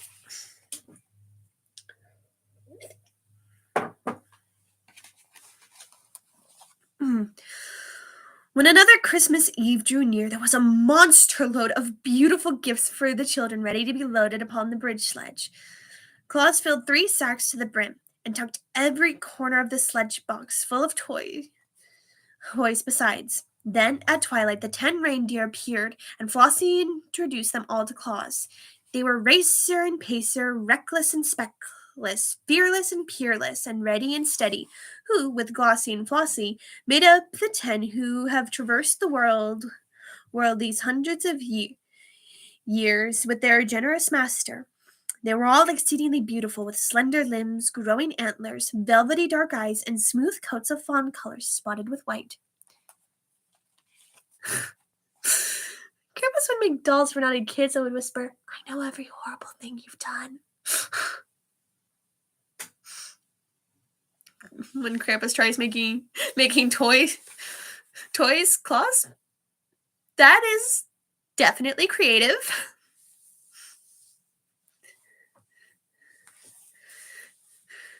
It's definitely creative. And again, that would probably scare kids into being good. It's like maybe the dolls are just like, "Give me some candy and I won't tattletale on you. But you also have to promise to change your ways for the better." I don't know. Hi, Akira. Welcome. We're almost done with the part 2 of the life and adventures of Santa Claus involving Santa Claus's adulthood. So, phone spotted and white. Claus loved them at once and has loved them ever since, for they are loyal friends and have rendered him priceless service. The new harness fitted them nicely, and soon they were all fastened in the sledge by twos, with Glossie and Flossie in the lead. These wore the strings of sleigh bells, and were so delighted with the music that they kept prancing up and down to make the bells ring. My day is worse. I'm sorry. Well, I hope this makes you feel better a little bit, the story. Claus now seated himself in the sledge and drew a warm robe over his knees, with his fur cap over his ears, and cracked his long whip as a signal to start. Oh, I'm terribly sorry, Akira. Instantly, the 10 leaped forward, and they were away like the wind, while Jolly Claus laughed gleefully to see them run, and shouted a song with his big, hearty voice, with a ho ho ho and a ha ha ha and a ho ho ha ha he. Now away we go o'er the frozen snow, as merry as we can be. There are many joys in our load of toys, as many a child will know. We'll scatter them wide on our wild night ride o'er the crisp and sparkling snow. But I love hearing to clear my mind. Well, thank you. I'm glad it helps. Ugh, itchy nose. Sorry. Okay. Now, it was on this same Christmas Eve that little Margot and her brother Dick and her cousins Ned and Sarah, who were visiting at Margot's house, came in for making a snowman with their clothes damp, their mittens dripping, and their shoes and stockings wet through and through. They were not scolded, for Margot's mother knew the snow was melting, and they were sent early to bed that their clothes might be hung over the chairs to dry. The shoes were placed on the red tiles of the hearth, where the heat from the hot embers would strike them, and the stockings were carefully hung in a row by the chimney, directly over the fireplace. That was the reason Santa Claus noticed them. When he came down the chimney that night, all the household were fast asleep. He was in a tremendous hurry, and seeing the stockings all belonged to children, he quickly stuffed his toys into them and dashed up the chimney again, appearing on the roof so suddenly that the reindeer were astonished at his agility. "I wish they would all hang up their stockings," he thought, as he drove to the next chimney. "It would save me a lot more time, and I could visit more children before daybreak." When Margot and Dick and Ned and Sarah jumped out of bed next morning and ran down the stairs to get their stockings from the fireplace, they were filled with delight to find the toys. Toys from Santa Claus inside them. In fact, I think they found more presents in their stockings than any other children of that city had received, for Santa Claus was in such a hurry he did not stop to count the toys. Of course, they told all their little friends about it, and of course, every one of them decided to hang his own stocking by the fireplace the next Christmas Eve. Even Bessie Blithesome, who made a visit to that one city with her father, the great Lord of Lurd, heard the story from the children and hung her own pretty stockings by the chimney when she returned home at Christmas time. On his next trip, Santa Claus found so many stockings hung up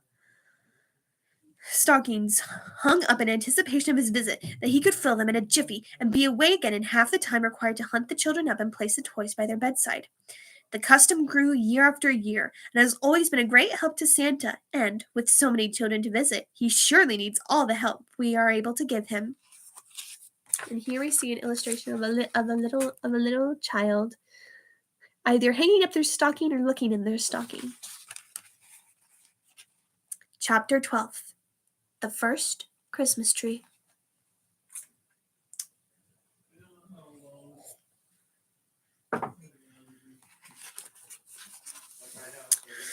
Claus has always kept his promise to the Knooks by returning to the Laughing Valley by daybreak, but only the swiftness of his reindeer has enabled him to do this, for he travels all over the world. He loved his work, and he loved the brisk night ride on his sled and the gay tinkle of the sleigh bells. On that first trip with the 10 reindeer, only Glossie and Flossie wore bells, but each year hereafter, for 8 years, Claus carried presents to the children of the Gnome King, and that good-natured monarch gave him in return a string of sleigh bells at each visit, so that finally every one of the 10 deer was supplied, and you may imagine what a merrily tune the bells played as the sledge sped over the snow. So the Knooks are kind of sour, but like the Gnome King's good-natured. He knows what's up. It's like he has kids of his own, and so it's like, here, you give me you give toys to my kids, I will give you sleigh bells. It's a fair trade.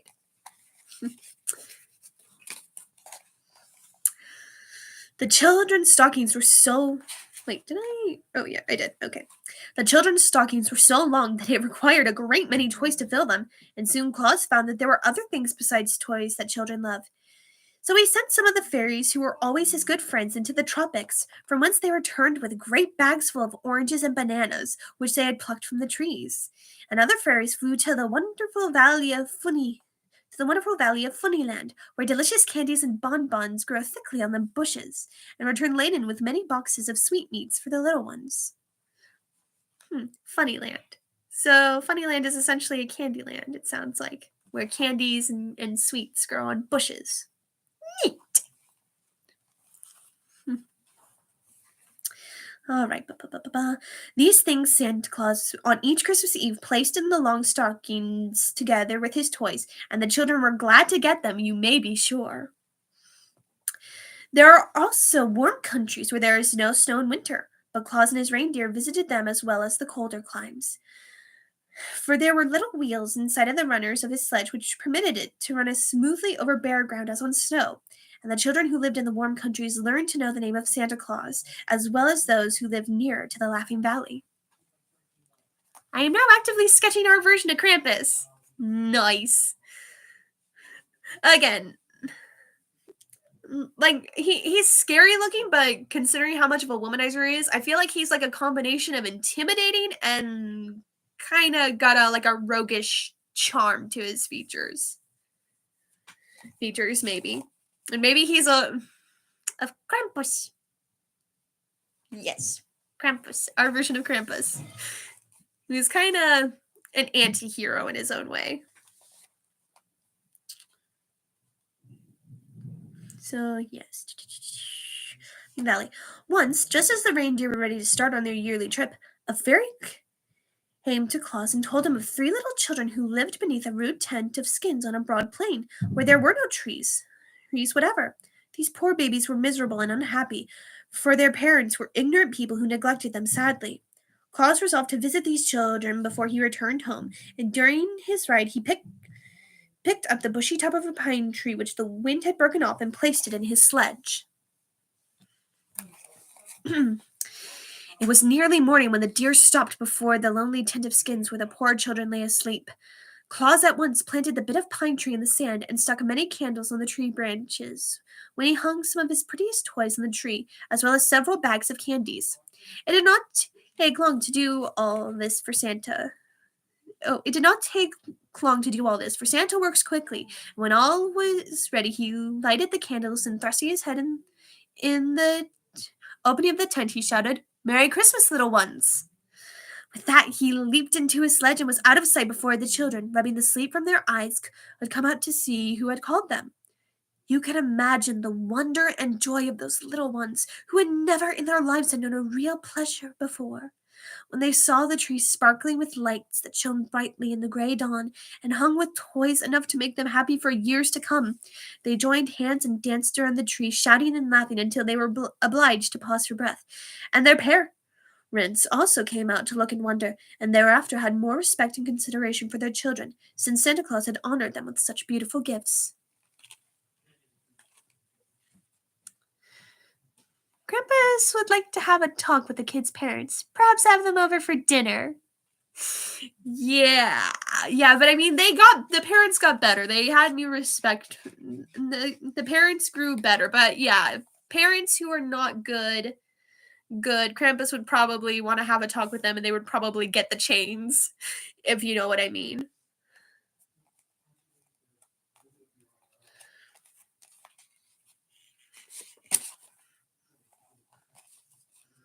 I mean, and hey, maybe eventually Krampus eventually married, and he found a wife, because the female version of Krampus. Let me just look this up so I can show you guys.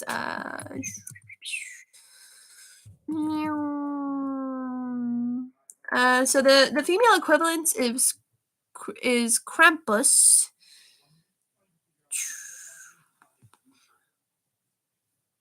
Hmm. Hmm. So apparently there's hmm.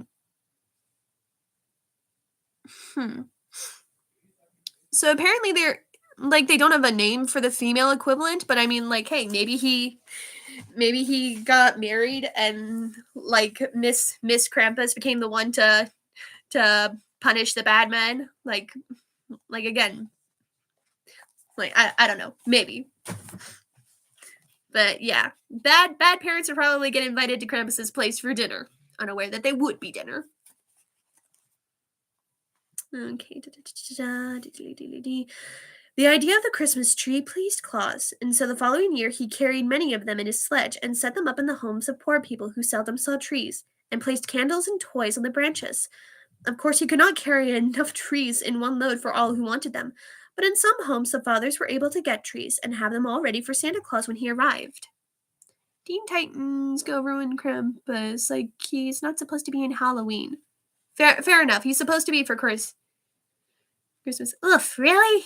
Yeah, but I mean, that is the common thing. Monsters are usually associated with Halloween for the most part, despite the fact, as I have said before, that there are monsters who are associated with the winter and Christmas season. So, yeah. Yeah. I don't watch Teen Titans Go, so I wouldn't know. It's very bright, very. I don't like it. I grew up with the other version where it was like anime-esque, and it was good. So, I don't know. So, ready for Santa Claus when he arrived.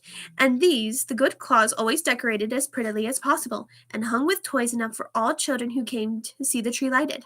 These novel ideas and the generous manner in which they were carried out made the children long for that one night in the year when their friend Santa Claus should visit them. And as such anticipation is very pleasant and comforting, the little ones gleaned much happiness by wondering what would happen when Santa Claus next arrived.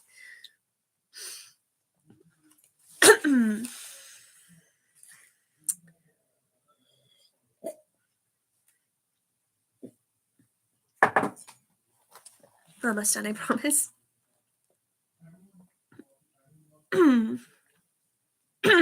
Sorry, tickle in the throat.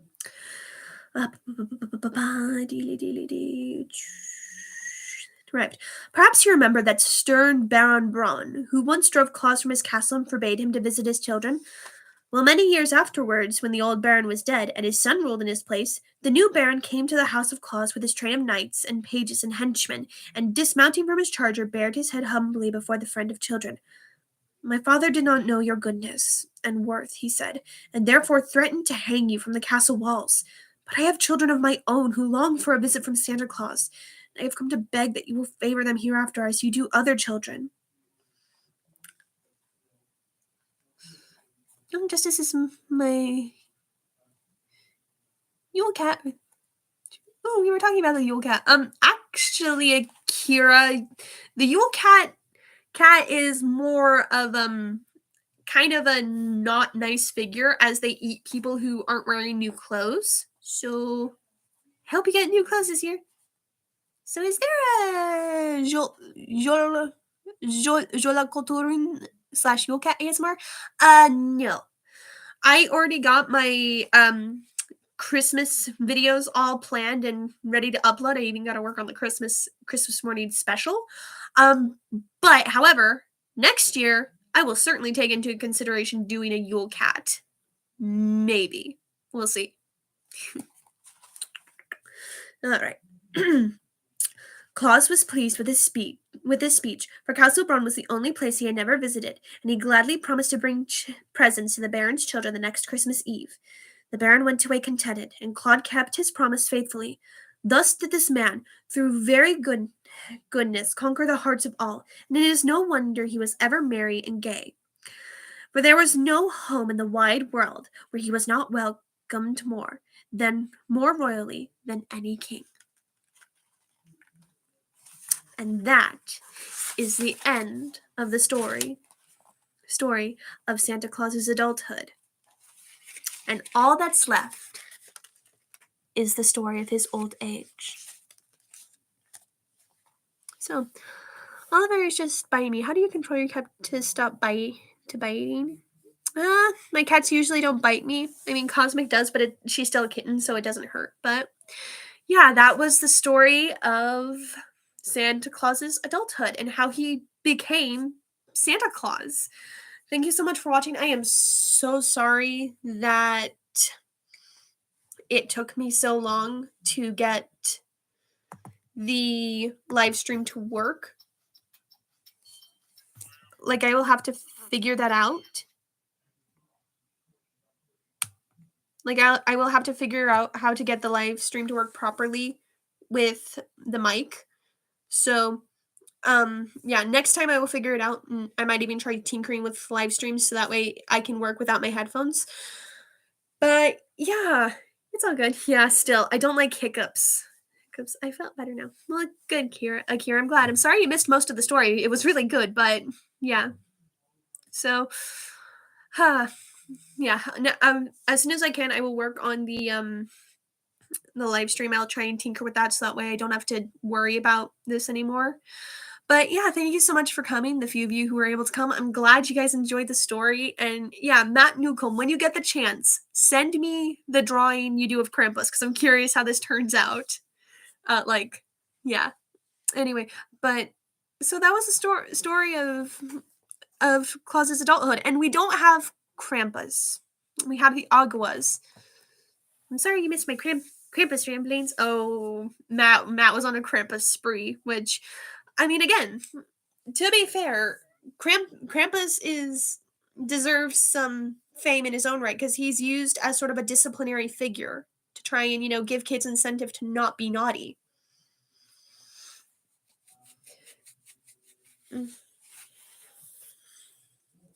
And while Matt's been wanting a story about Krampus, I think it would be interesting if we had an origin story for Krampus.